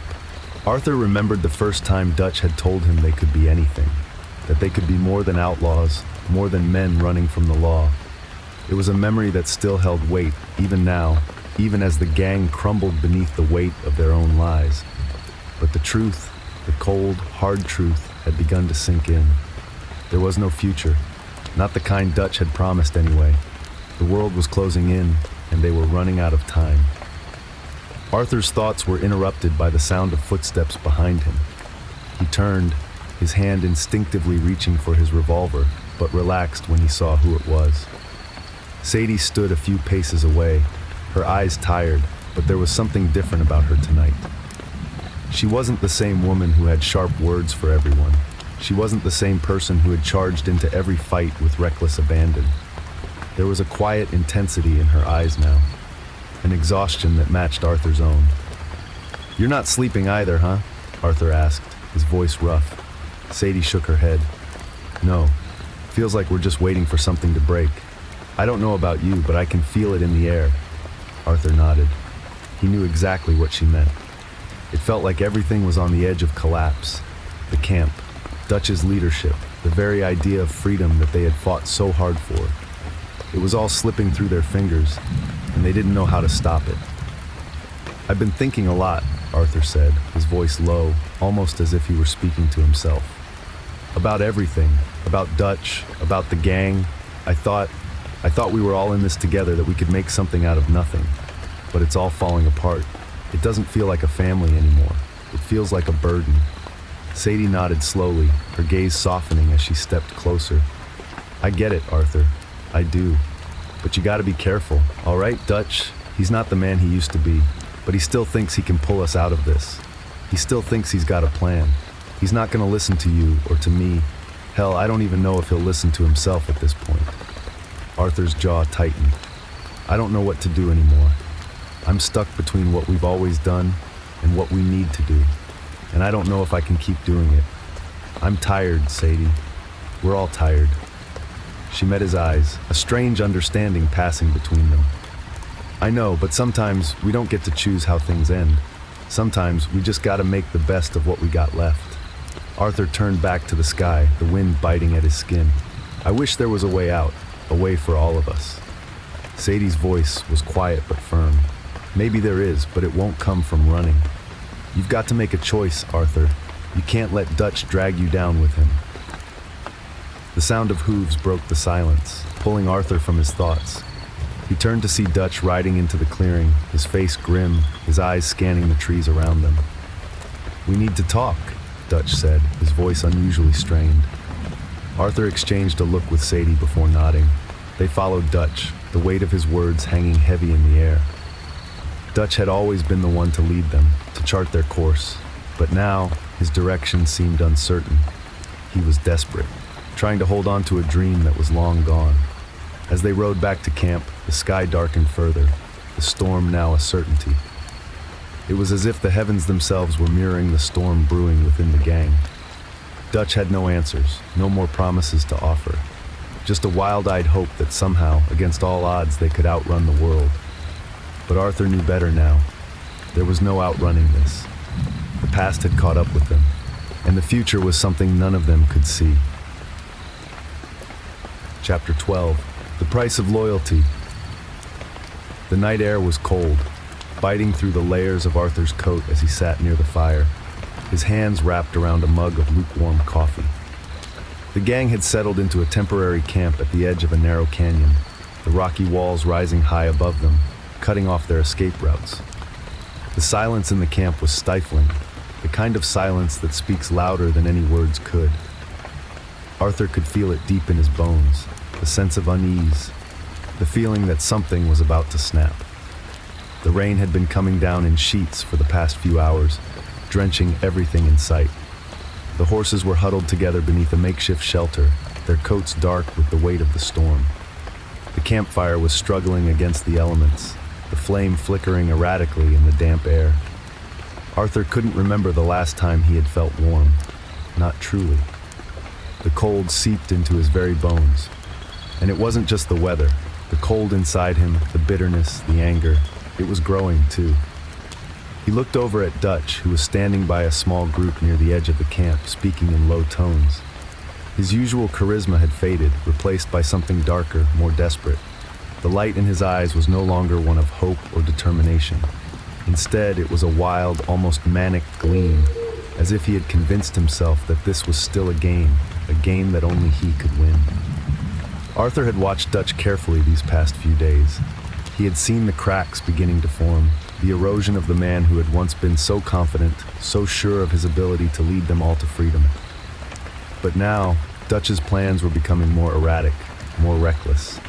His speech was filled with half-formed ideas, contradictory strategies, and a sense of urgency that could not be ignored. Arthur had always been loyal to Dutch, even when the world seemed to be falling apart around them. But that loyalty was being tested in ways it never had been before. He had given everything to the gang, his strength, his will, his very soul. But now, it was as though he was holding on to a rope that was slipping through his fingers. The things they had done, the robberies, the violence, the lies, had weighed on him for so long that they were starting to feel like chains, binding him to a life he could no longer justify. Hosea had tried to warn them, tried to show Dutch that their time was running out, that the way they were living could not continue. But Dutch had dismissed him, just as he had dismissed Arthur's concerns. The Pinkertons were closing in, bounty hunters were everywhere, and the world outside was crumbling. Yet Dutch refused to acknowledge it. His eyes were locked on some distant future, a dream that no longer seemed possible. Arthur couldn't help but wonder if Dutch even saw him anymore. The way he looked at him now, it wasn't the same as it had been. There was a distance, a coldness that had settled between them. It hurt in ways Arthur hadn't expected, but there was nothing he could do about it. He had always followed Dutch, trusted him, but now it felt like that trust had been misplaced. A loud crack echoed through the camp, followed by the sound of shouting. Arthur's hand immediately went to his sidearm, his body tense as the familiar adrenaline rush kicked in. But it wasn't an attack. It was Micah, as usual, getting into an argument with Bill. Arthur stood up, brushing the dirt off his pants as he moved toward the noise. Micah's voice was rising, harsh and full of venom, but it was Bill who had the last word. "You better shut your mouth, Micah. You're not getting anywhere with that attitude," Bill growled, stepping toward him. The others were beginning to gather around, including Sadie, who looked equally displeased. She wasn't one for drama, but it was clear that the tensions had reached their breaking point. Everyone had their own way of dealing with the pressure, but Micah's reckless attitude was wearing on all of them. His every move seemed to push the gang closer to the edge. Dutch finally stepped in, trying to calm things down, but there was no denying the frustration in his voice. He spoke as if he were still in control, still the man who could solve everything, but there was an uncertainty there that was impossible to ignore. Arthur had seen enough. He wasn't going to sit through another one of Micah's tirades, nor listen to Dutch's hollow reassurances. His patience was thinning, and he needed to be away from the madness, away from the chaos that was consuming them all. He turned, walking toward the trees at the edge of the camp, away from the argument. He needed space to think, to breathe. His mind was racing with all the things he had seen, all the things he had done. Every time he closed his eyes, the faces of the people they had wronged stared back at him. Every decision he had made in the past felt like it had led them here, to this moment of despair. The weight of it all was suffocating, and Arthur could feel the last remnants of his old self slipping away. He was no longer the man who believed in Dutch's vision of a better life. He was no longer the man who thought they could outrun the law, outrun the world. He was just a man trying to survive, trying to find something worth living for. But there was nothing left for him, not here, not with these people. The gang had become a hollow shell, a collection of broken dreams and wasted potential. And Arthur was starting to realize that his loyalty had come at a steep price, a price he could no longer afford to pay. Arthur spent the next few hours alone, walking through the rain, the wet earth squelching beneath his boots. The forest around him was dark and silent, the trees towering above him like silent sentinels. The storm was still raging, but it didn't matter. It had been a long time since Arthur had cared about the weather. He had become numb to the elements, just as he had become numb to the chaos within the gang. As he walked, his mind kept drifting back to his conversations with Sadie. She had been the only one who seemed to understand, the only one who didn't bury her head in the sand and pretend everything was fine. Sadie had made it clear that she wasn't going to stick around if things kept going the way they were, and Arthur couldn't blame her. He didn't know how much longer he could stay either. He stopped at the edge of a cliff, looking out over the valley below. The rain had stopped, leaving the landscape slick and shimmering under the pale light of the moon.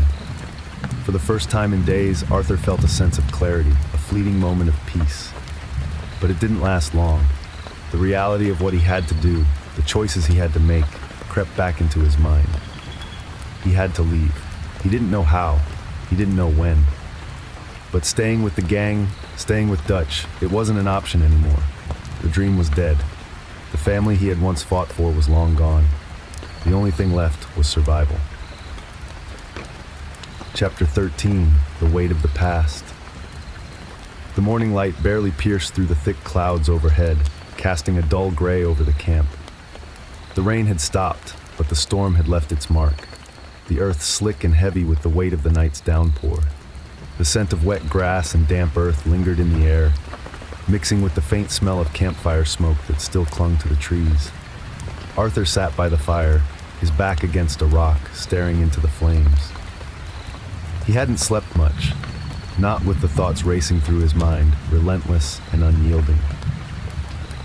It felt like the weight of everything, of the years spent running, of the lies, the betrayals, the broken promises, was pressing down on him all at once. It was suffocating.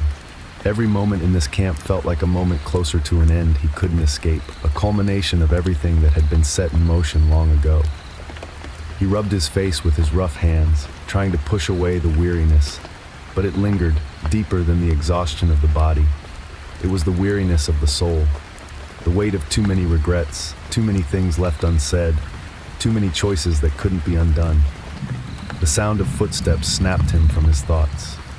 He looked up to see Sadie approaching, her eyes set with determination, her face shadowed by the same sense of unease that had gripped the camp in recent days. She didn't say anything at first, just sat beside him, pulling her coat tighter around her. Arthur didn't have to ask what was on her mind. He could see it in her eyes, the same thing that had been gnawing at him, the same thing that had been gnawing at all of them. "How long do you think we can keep doing this?" Sadie asked finally, her voice low, almost like she was afraid to hear the answer. Arthur sighed, looking at the fire. "Not much longer," he admitted. "Dutch, he's lost it, Sadie. He's not the man he used to be, and I think we're all starting to see that." She nodded, her jaw tight. "I thought we were a family. Hell, I thought we were building something real. But now it feels like we're just waiting for the end." Arthur didn't have a response to that, because Sadie was right. They had been waiting for something for so long, a future that felt as real as the lies they had been telling themselves. Now, that future seemed more distant than ever, a mirage that had vanished the moment they started to run out of time. The morning passed in a blur, the usual routine of packing up camp and moving on, but there was no joy in it anymore, no excitement. It was just survival. They weren't living, they were waiting for the inevitable. It was the same every day now, ride, hide, survive. No purpose, no plan, no hope. As they rode, Arthur couldn't help but notice how everyone was beginning to pull away from each other. Dutch's frantic energy was starting to wear on even the most loyal of them. Micah, of course, still followed Dutch blindly, his voice louder than ever, stirring up trouble whenever he could. Bill seemed torn, unsure of whose side he was really on anymore. Sadie, Hosea, Charles, they all had their doubts, but none of them spoke them out loud. Not yet. Arthur had spent years following Dutch, believing in him, believing in the cause. But that belief had become something ugly, something dangerous. The loyalty that had once held the gang together now felt like a chain, dragging them all down. As the sun began to set, the gang made camp near a small cabin tucked away in a valley. It was a peaceful location, tucked far enough from prying eyes that it seemed like a safe place to rest. But Arthur knew better. Safety was an illusion now. The world was getting smaller, the walls closing in. Dutch gathered everyone around the fire, his voice as loud and commanding as it had always been. But there was something desperate in it now. It was the kind of desperation that came when a man was running out of options, when his world was falling apart and he didn't know how to stop it. "We're not finished," Dutch said, his eyes wild, scanning the faces of the gang. "We're just getting started. We've got one more job, one more chance to make everything right." Arthur's stomach churned at the words. The same tired promise, the same lie. One more job, one more heist, one more victory. But it was never enough. It hadn't been enough for years. Dutch had been chasing this dream for too long, and now it had become a nightmare. "How many more times, Dutch?" Arthur spoke before he could stop himself. His voice was rough, the words coming out as a challenge rather than a question. Dutch turned to him, his expression a mixture of surprise and hurt. "What are you talking about, Arthur? We're family. We stick together. This is how we get through this. Together." Arthur shook his head, his anger rising. "We're not a family, Dutch, not anymore. We're a bunch of people stuck in a lie, chasing a dream that's already dead, and you're too damn stubborn to see it." The camp went silent. The fire crackled, but it was like the whole world had paused. waiting for Dutch's response. Arthur felt every pair of eyes on him, but he didn't care. His chest was tight, the words spilling out before he could stop them. This life, this gang, it's killing us, Dutch. You can't lead us out of this mess anymore. You never could. There was a moment of stillness. Dutch's face twisted, a mix of hurt and rage. I've always looked out for you, Arthur. I've always had your back. Arthur's heart twisted at the words, but he couldn't stop. You've been looking out for yourself, Dutch. We've been following you, but you're leading us to ruin. The silence stretched on, the weight of the truth hanging heavy in the air. Dutch's eyes narrowed, and for the first time in a long time, Arthur saw a flicker of doubt in them, but it was quickly replaced by anger. You don't understand, Dutch spat, his voice cold. You don't see the bigger picture. This is our time. This is our last chance. Last chance for what? Arthur said, his voice shaking with frustration. To die on the run? To end up in a grave like the rest of us? Dutch stood up, his voice shaking now with the intensity of his conviction. I will not let us fall apart. I will not let you betray me. Arthur stood, the anger building in his chest. You don't get it, do you, Dutch? We're already falling apart. It's over. There was a long pause, as if Dutch was trying to come to terms with what had just been said. His expression shifted, but there was no real understanding behind it. Just rage. You're a coward, Arthur, Dutch said, his voice cold and final. You've always been a coward. The words cut deeper than Arthur cared to admit. He felt the sting, but he didn't flinch. Not this time. He was done being the one to hold everything together. He was done being loyal to a man who didn't see the damage he had caused. Arthur turned and walked away from the fire, his steps heavy as he moved toward the trees. He didn't know where he was going, didn't know what would come next. But it didn't matter, he was done. The life he had known, everything he had believed in, was slipping away. The only thing left to do was move forward. Later that night, as Arthur lay awake in his bedroll, staring at the canopy of trees above him, the weight of what had happened settled in. He had spoken the truth. It had been long overdue. And in doing so, he had crossed a line with Dutch, one that couldn't be uncrossed. But the truth had to be said. And maybe, just maybe, it would be the beginning of the end of this twisted life they had built. The end of the gang, the end of their endless running. But for Arthur, it felt like the beginning of something else. Something uncertain. Something that might lead him down a path he couldn't yet see. Chapter 14, The Fall of a Dream.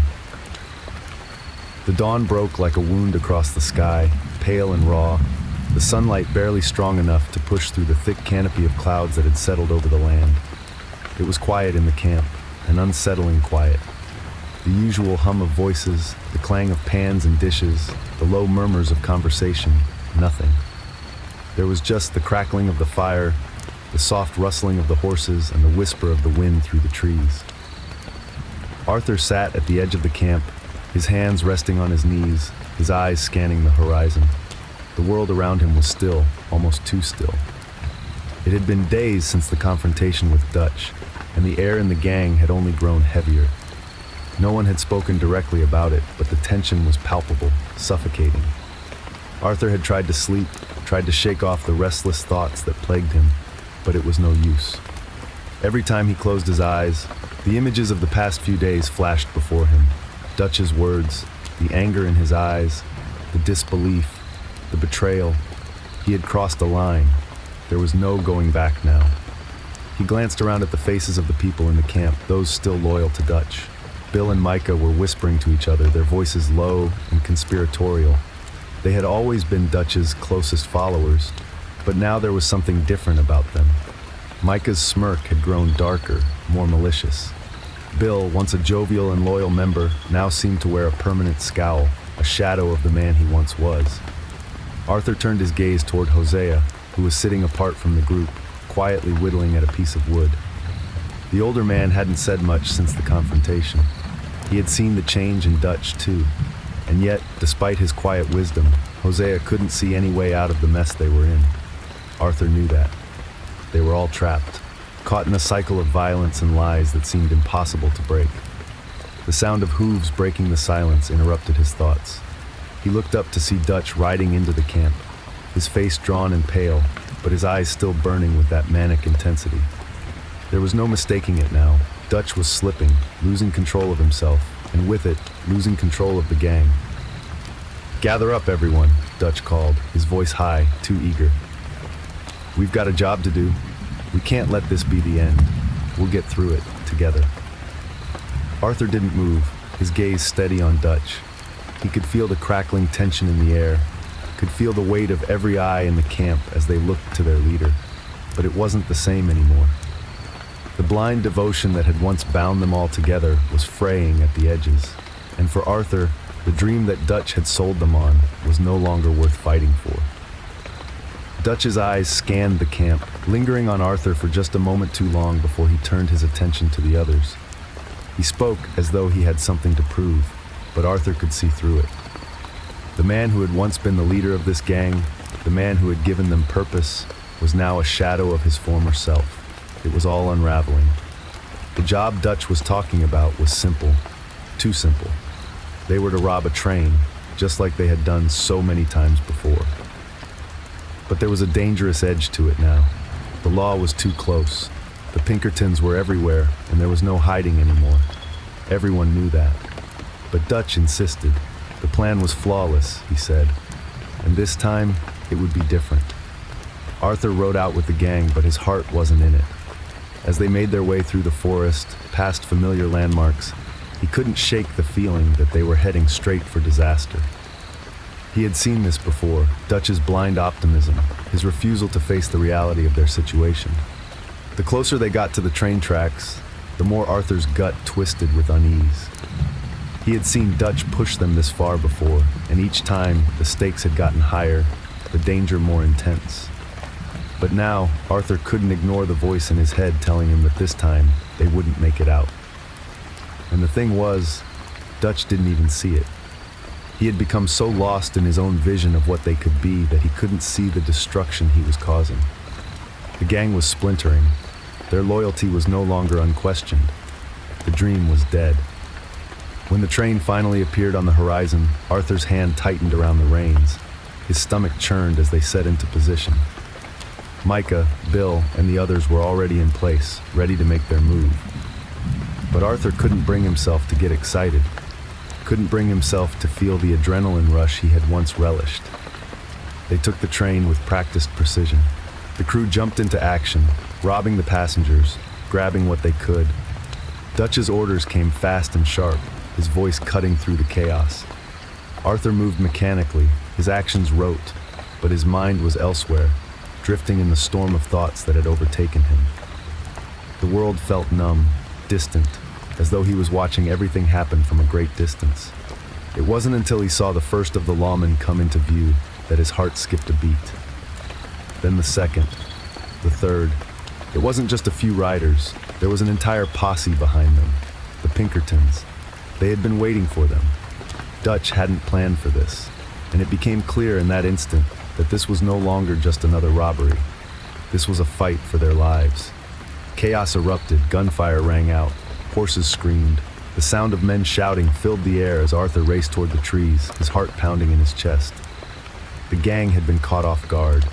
Dutch's plan was falling apart, and Arthur could see the panic setting in. "Move," Arthur shouted, grabbing the reins of his horse, his mind moving faster than his body. He could hear Dutch's voice in the distance, still trying to rally the gang, still trying to convince them they could win.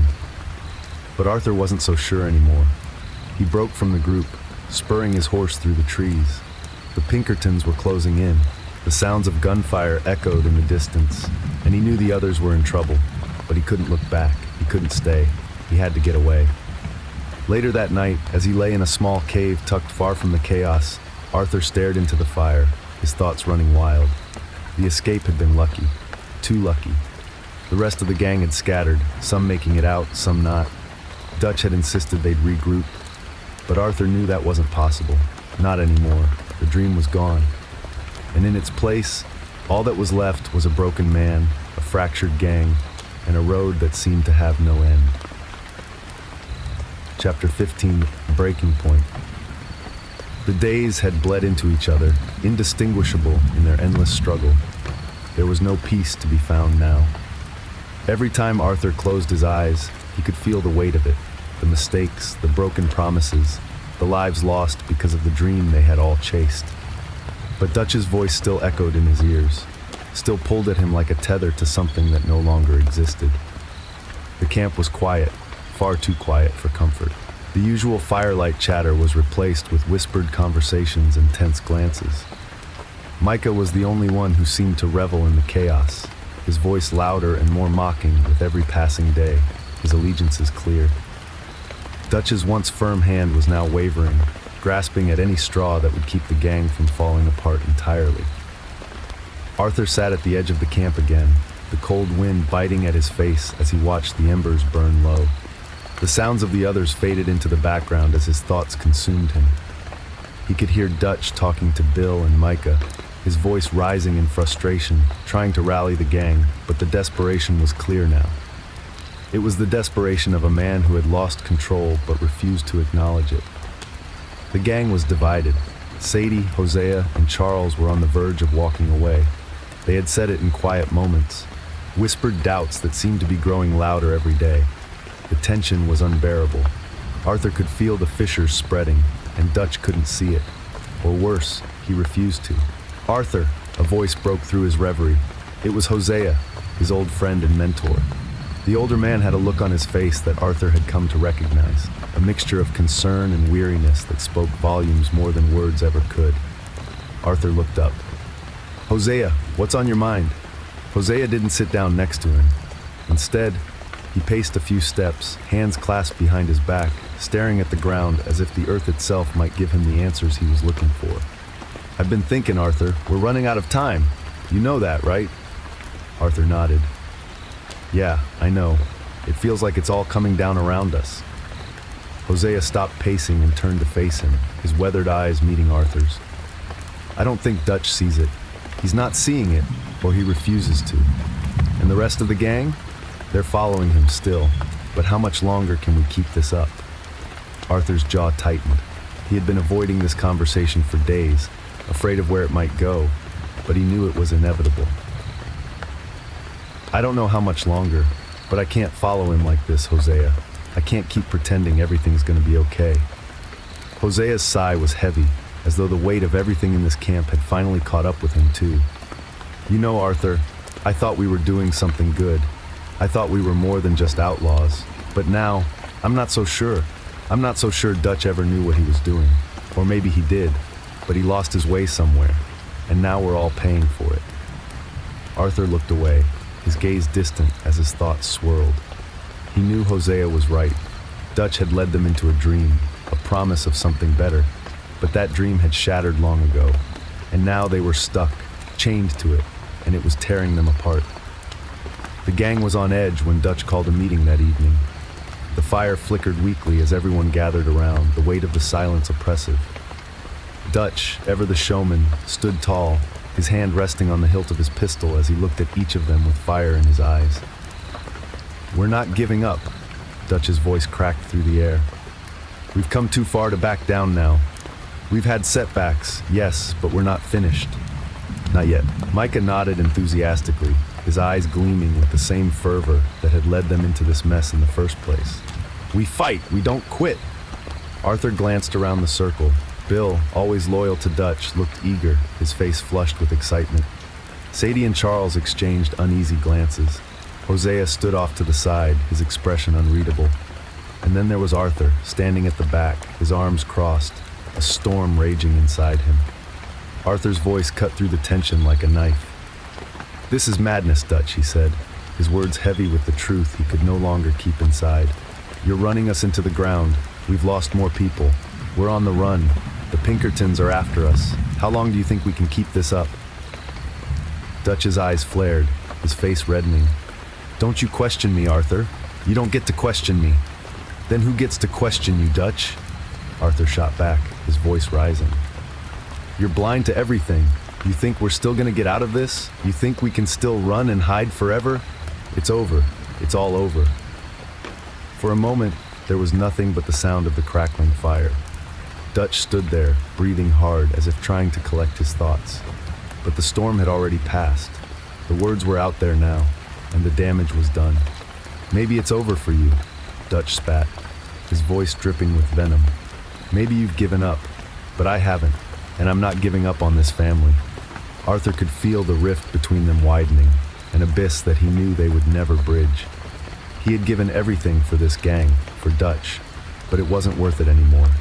And if that meant leaving, then so be it.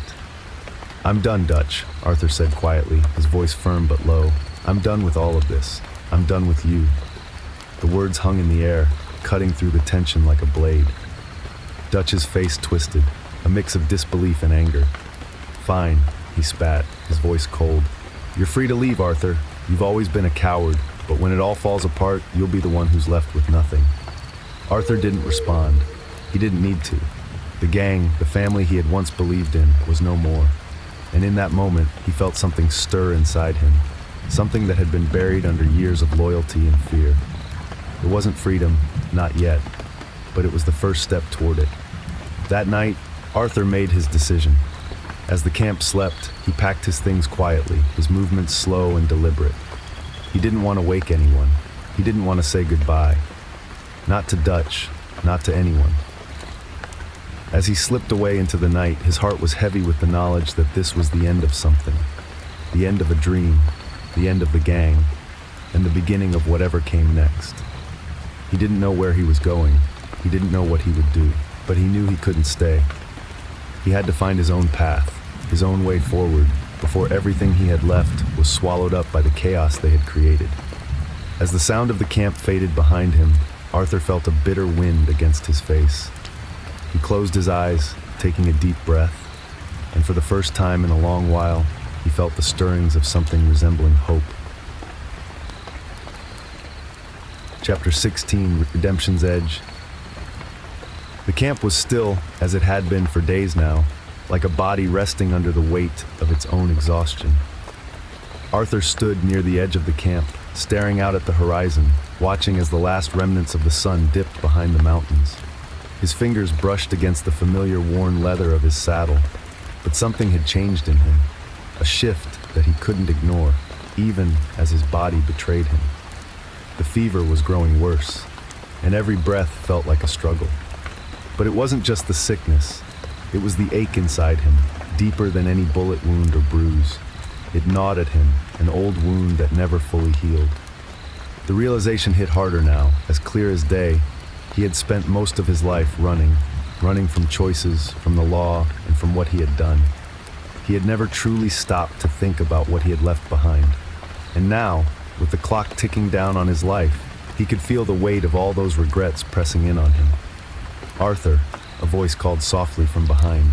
It was John Marston, his tone tentative, unsure. You okay? Arthur didn't turn around, didn't even look at him. He had said what he needed to say already, back in the days when they still called each other family. He had tried to protect John, tried to save him from the path Arthur himself had walked so blindly. But John had his own fate, and Arthur was no longer sure how much he could alter that. I'm fine, John, Arthur answered quietly, his voice hoarse. Just thinking. John didn't respond immediately, but Arthur could feel him standing there, just out of reach. The camp was too quiet, and yet the air felt thick with words left unsaid. John had been a part of this gang, just as Arthur had, but there was something different about him now, something Arthur couldn't quite name. It wasn't innocence. It was something harder to define, something born of choices made and things done, just like Arthur's own. I need to talk to you about something, Arthur, John finally said, stepping closer, his boots crunching softly in the dry earth. Arthur turned his head slowly to meet John's gaze. The younger man looked worn, his eyes tired but still sharp. There were cracks in the old facade, the arrogance, the recklessness that John used to hide behind. It was a little harder to pretend now, with everything that had happened, and Arthur couldn't decide if that was a good thing or a bad thing. What is it? Arthur asked, his voice softer than usual. John paused, as if weighing his words. Then, without warning, he spoke, his words blunt and heavy. I know what you're doing, Arthur. I know you're trying to help me, trying to make things right for me, but you need to stop. Arthur's heart sank as he took in the words. The guilt, the heaviness, it was all starting to crush him. He had thought that maybe, just maybe, he could fix the things he had broken. But the more he tried to carry the weight of his past, the more it felt like it was suffocating him. "You don't owe me nothing," John continued, his voice filled with an unexpected quiet resolve.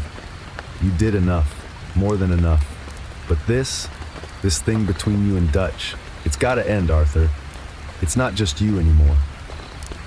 Arthur looked away again, his gaze back on the horizon. He couldn't bear the weight of John's eyes, not now. "I'm just trying to do what's right, and I know it ain't much, but I want to make sure you're taken care of." John was silent for a moment, his expression unreadable. Then he spoke again, slower this time, with more weight. "Arthur, I know you're sick. You've been sick for a while now, but it ain't about taking care of me. It's about you, right now. You have to stop trying to save everyone else and save yourself. You're dying, Arthur." The words hung in the air between them, thick and heavy, like a storm that had finally broken. The truth, so plain and raw, hit Arthur like a punch to the gut. He couldn't run from it anymore. He couldn't pretend. His chest tightened and the ache in his lungs grew sharper. It was a reminder of the clock ticking down, of the time he had left. He didn't have long. His life, everything he had known, was slipping away. "I'm sorry, John," Arthur whispered, his voice cracking. John stepped closer, putting a hand on his shoulder, the gesture unexpected but grounding. "You don't need to be sorry, Arthur. You just need to let go. You've done enough. You've given enough. Now it's time for you to find peace." Arthur didn't answer. He couldn't. Peace, he wasn't sure it was something he deserved, but John's words resonated in him, deep and true. It was time to stop running. That night, as the camp settled into a tense silence, Arthur went to see Sadie. She was sitting by the fire, sharpening a knife, her face hard and unreadable. Arthur sat down next to her, feeling the weight of his own decisions pressing down on him like never before.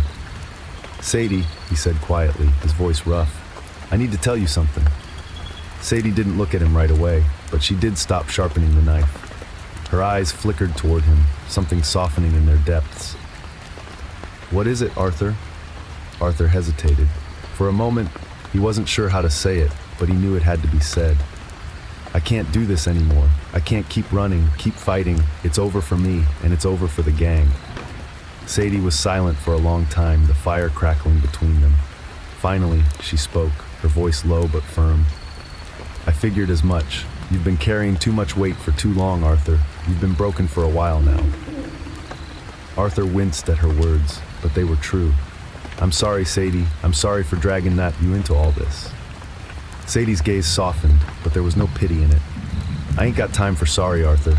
You just need to do what you need to do." Arthur nodded slowly. There was nothing left to say. His future was uncertain, his past irredeemable, but in this moment, he felt a kind of quiet resolve. He had spent so much of his life chasing a dream, but the dream had turned into dust. Now, it was time to accept it, to let go. The next morning, as the gang broke camp, Arthur made his decision. He was done running. Dutch was lost to them. The dream of the Van der Linde gang was gone, torn apart by greed, betrayal, and too many lies. The only thing left to do now was to make sure John and the others had a chance at something better, something different than what they'd all been running from. Arthur walked up to John, who was saddling his horse, his face solemn as usual. "John," Arthur said, his voice firm, "take care of them.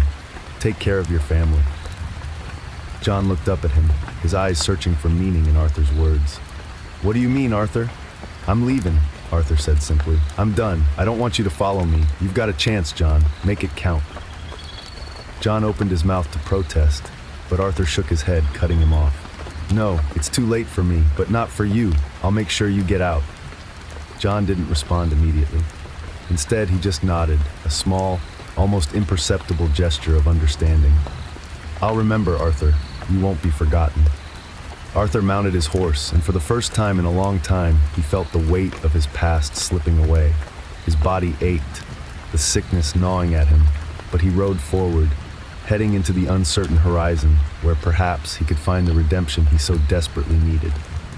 And as the sun dipped low, Arthur Morgan knew that he had done what he could. The rest, the future, was up to John now. Chapter 17, The Last Ride. The wind was biting cold, even as the sun began its slow descent behind the hills. The world stretched out in front of Arthur like an endless road, a path that had been long and treacherous, winding through years of mistakes and lost chances. It was almost poetic, really. The land he had roamed for so long, the land that had become as much a part of him as his own skin, was now a place he could no longer hide in. Arthur's breath came out in ragged clouds, the chill air stinging his lungs. The tuberculosis had a firm grip on him now. He could feel it in every step, in every breath, as it wore him down, slowly but surely. But he wasn't afraid anymore. Fear had long since left him. Now, it was just about what he could do in the time he had left. He rode along the familiar trails, his horse's hooves scraping against the frozen dirt, the soft sound of the saddle creaking with each movement. He wasn't headed anywhere specific, just letting the wind guide him, just trying to take in what little he could before the end came. He passed familiar landmarks, the ones he had seen countless times, the broken down shacks, the overgrown patches of land, the wide open skies. It all felt different now, quieter somehow. It was as if the world itself was holding its breath. Arthur had made his decision long ago. He had to make things right before it was too late. He couldn't leave this world without trying to undo the harm he had caused. He had hurt too many people, betrayed too many trusts, and left a trail of broken promises in his wake. But he wasn't the man he had been when Dutch had first taken him in all those years ago. He had changed. And now he had to find redemption, even if it meant going to the very edge of his life to do it. He had left the camp the night before, just after talking to John. There were no grand goodbyes, no promises to meet again, just a quiet exit. He couldn't risk anyone trying to stop him, trying to talk him out of it. He had seen the gang unravel for far too long now. There was no hope left for them, not with Dutch still clinging to that delusion of freedom and the future he had dreamed of. Dutch was lost, and with him, so too was the dream. Arthur couldn't say the same for the others. Some, like Sadie, were already too deep in the fight to turn back. But John had a chance. He had a family now, a chance at something better, something real. Arthur couldn't take that away from him. He had tried for so long to protect John, to keep him from making the same mistakes Arthur had made, but now it was time to let him go, to let him have a life outside the shadows of the past. Arthur pulled his horse to a stop at the edge of the forest, his eyes scanning the horizon. There was something peaceful about this place, the quiet stillness of the woods surrounding him. It reminded him of the simpler times, before the gang had grown so fractured, before everything had gone to hell. He dismounted slowly, his legs aching, and walked over to the nearby tree, leaning against it as he took a long, deep breath. The weight of his decision settled heavily on him, but it didn't feel as heavy as it should. In truth, Arthur felt a sense of calm. The turmoil inside him, the anger, the confusion, it had all faded. It was as if, by accepting his fate, he had come to some kind of understanding with the world. Maybe that's what redemption was, finally letting go of the burden you'd carried for so long. As Arthur stood there, lost in thought, he heard the unmistakable sound of hooves approaching from behind. He tensed, instinctively reaching for his gun before he realized it wasn't necessary. He turned, his heart tightening as he saw Sadie Adler riding toward him, her face set in that determined, unflinching way she always had. The look in her eyes told him everything he needed to know. "Arthur," she said, her voice low but full of meaning, "I knew you'd be out here." Arthur sighed, rubbing his hand over his face. "You shouldn't have followed me, Sadie." Sadie didn't get off her horse, but she didn't need to. She stared him down, her gaze unflinching. "You think I'd just let you disappear without saying something? Hell, I've been watching you trying to fix everything, to do the right thing, but you're acting like you've already paid for your sins. You haven't." Arthur shook his head. "You don't get it. I'm not gonna live much longer, Sadie. Ain't no use trying to keep fighting this. I've done what I can, and now I gotta let it go." Sadie's face softened, and she sighed. "I get that you're tired, Arthur. I get that you're worn down, but this ain't about just letting it go. You've spent so long trying to fix what Dutch broke, and it don't work like that. You can't fix everything by walking away." Arthur turned away from her, looking back at the horizon. "What else is there left to fix? The gang's gone, Dutch has lost his mind, and His voice cracked, but he didn't let her see it. I don't got much time left, Sadie. Ain't no time left for heroics. Sadie was quiet for a long time, her gaze fixed on him. Then, without saying another word, she dismounted. She walked over to him, standing beside him as the wind whipped through the trees. For a moment, neither of them spoke, the world around them as quiet as a tomb. "You're right about one thing," Sadie said finally, her voice hard again. "There ain't much time, but you've still got a chance to do right by the people who matter." Arthur turned to look at her, his brow furrowed. "What do you mean?" "I mean John," Sadie said. "He's gone through too much, Arthur, but he's still fighting for something, and you can help him. You can make sure he gets out clean, no matter what happens with Dutch." Arthur clenched his jaw, feeling a pang of guilt. "I already told him to go, told him I was done, but if I ain't here, if I don't do it, who's gonna look out for him?" Sadie nodded, her expression softening. "That's the point. You've done enough fighting. Now you need to make sure he can stand on his own. You won't be here forever, Arthur, but he will be. You want to leave something worth a damn behind? That's where you start." Arthur's chest tightened, his breath coming faster. His hand instinctively went to his side, where his gun hung. He wasn't ready to let go, but maybe Sadie was right. Maybe it was time to stop running. Maybe it was time to face the consequences of his past, and to make sure John could walk away from all of it clean. With a heavy heart, Arthur gave one last look at the setting sun. The sky was darkening now, the last rays of light casting long shadows over the land. He turned back to Sadie, his resolve hardening. "All right, Sadie, I'll do it. I'll make sure John gets out clean." Sadie gave him a nod, a rare smile breaking through her hardened exterior. "Good. I'll make sure the rest of the gang stays off your back. You take care of the rest." Arthur mounted his horse once more, the weight of his decision settling on his shoulders. This was the last ride, the last chance to make things right. There was no time left for hesitation, no time for second guessing. He rode into the darkness, toward whatever fate awaited him, knowing that in the end he had done all he could. He had fought for redemption, not for himself, but for the future, for John. Chapter 18, The Final Choice. The air was thick with the smoke of campfires and the pungent scent of horse sweat. But Arthur couldn't shake the feeling that this might be the last time he'd ever experience it.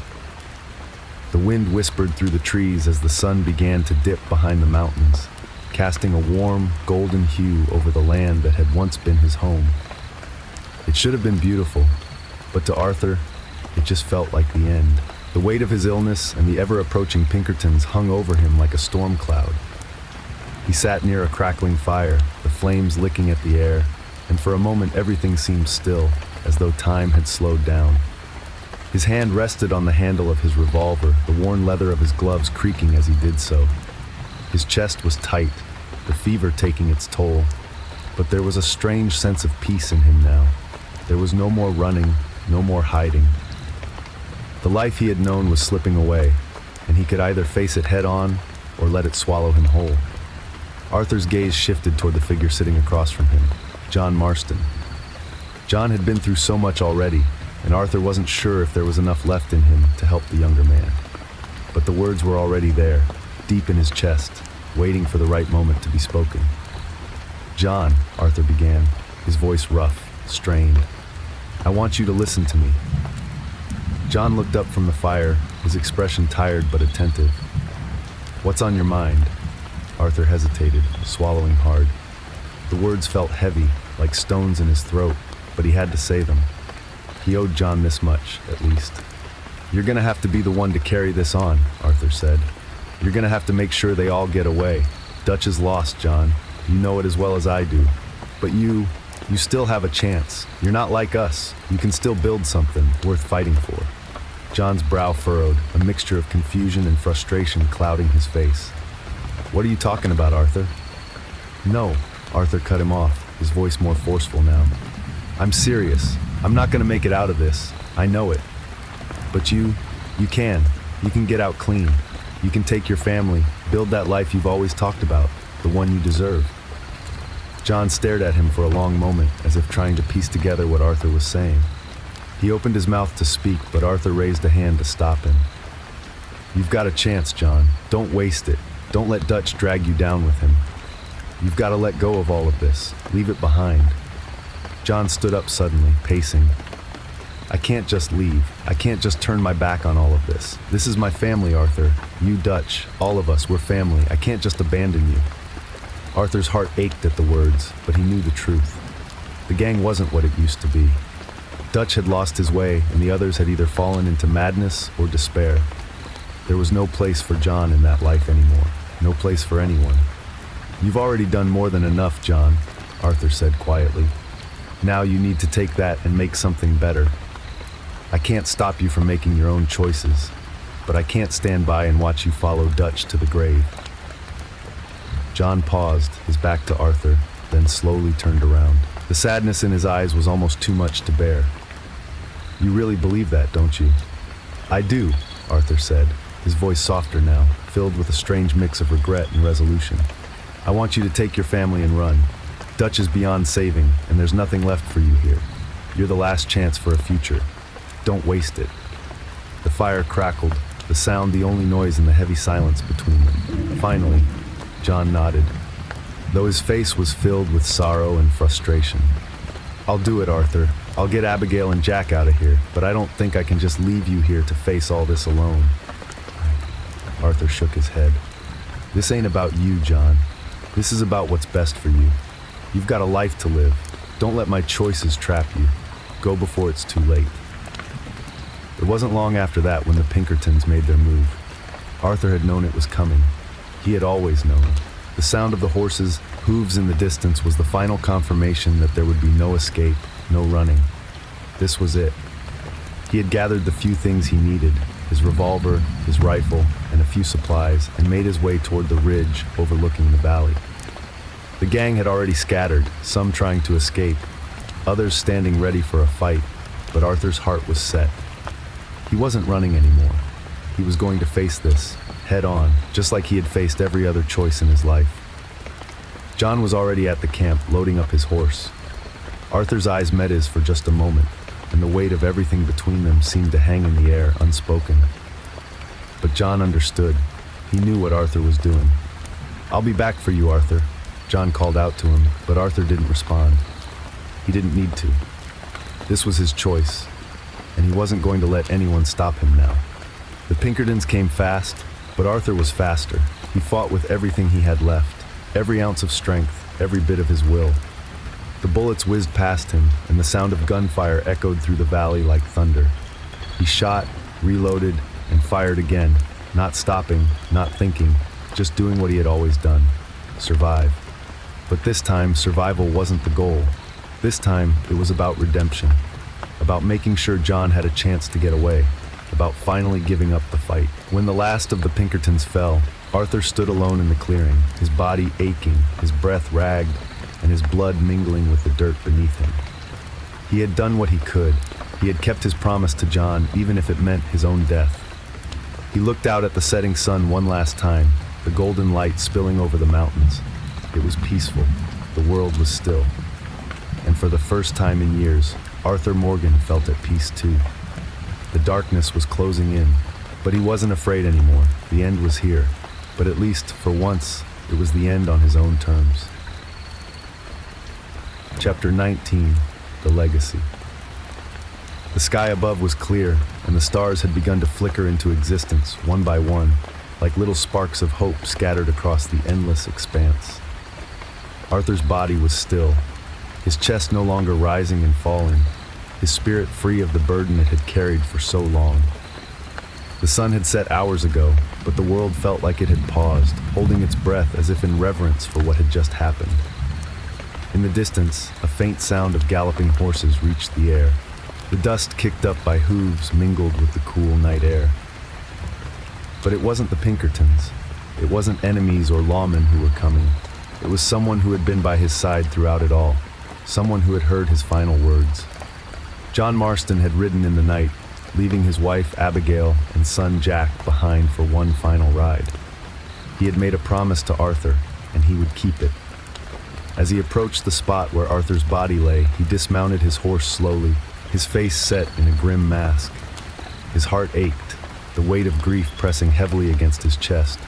Arthur had been the closest thing he had to a brother, and now he was gone. John knelt beside Arthur's lifeless form, his hand hovering over the cold body as if he couldn't quite bring himself to touch it. For a long moment, there was only the wind and the steady sound of John's labored breathing.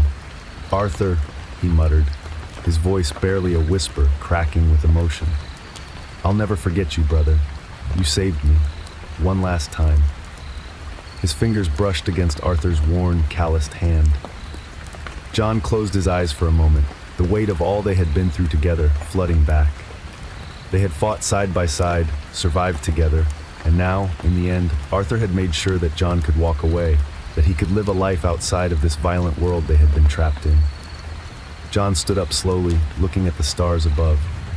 They seemed so far away now, like a different world altogether. But he knew Arthur had been trying to get to them, in his own way. He had fought for redemption. He had fought for a chance at something better for the people he loved, even if that meant sacrificing his own future. Behind him, Sadie Adler and Charles Smith had approached quietly, their faces somber, their presence an unspoken understanding. Sadie's eyes glistened with tears, but she didn't shed them. Sadie didn't cry in front of anyone. Charles, ever the stoic, nodded gravely as he walked up beside John. "Is it done?" Sadie asked, her voice low but full of something unspoken. John nodded. "It's done." They all stood together in silence for a long moment, each one lost in their own thoughts. The stars above shone bright, as if marking the end of a long chapter, but the silence around them felt suffocating. The pain of losing Arthur was raw, but it was also something else. The end of a story that had been filled with violence, regret, and endless survival. "I wish he could have had more time," Sadie muttered, her hand clenching into a fist. "He deserved better." "We all did," John replied, his voice hoarse. "But we can't change what's already been done. We just have to make sure we do better from now on." Arthur had spent his last days fighting for that, for a chance at something better, for redemption, for peace. And John, Sadie, Charles, and the others would carry that with them, even if they didn't fully understand it yet. In the weeks that followed, the gang scattered. The world continued to turn, indifferent to the choices they had made. But John Marston did what Arthur had asked of him. He took his family and left the life behind. For the first time in years, John truly believed he could make something of himself. He would work the land, build a home, raise Jack away from the chaos, away from the mistakes of the past. And in the quiet moments when he would sit on the porch with Abigail and Jack, he would remember Arthur. He would remember the man who had tried so hard to change, to make up for a life of regret, even if it cost him everything. John wouldn't let that sacrifice be in vain. He would live, and he would ensure that his family lived in peace. Sadie, too, moved on.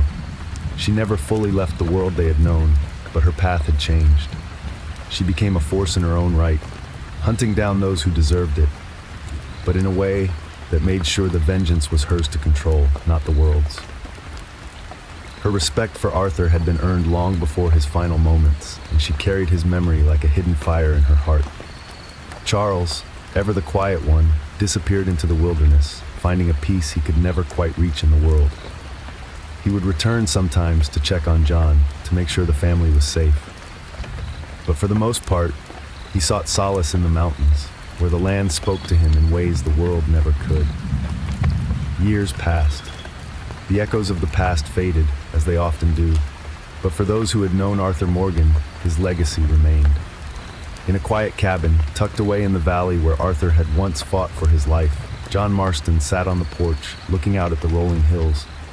Jack was out playing with his horse, and Abigail was inside preparing a meal. The quiet hum of a peaceful life surrounded him. John's thoughts drifted to Arthur, the old days, the heat of battle, the camaraderie, and the betrayal, all of it. He thought about what Arthur had said to him that last time, the hope, the faith in something better. For the first time in years, John smiled. He wasn't looking over his shoulder anymore. He wasn't haunted by the past. He had left it behind, just like Arthur had told him. And in that moment, John knew Arthur had given him everything he needed to move forward. The sun dipped low, casting a golden glow over the land. It was the kind of peaceful evening Arthur had always dreamed of. A quiet night with the people you loved, with the past laid to rest, and the future stretching out before you, untarnished. John stood, walked inside to gather his family, and for the first time in a long while, allowed himself to feel the peace Arthur had fought for.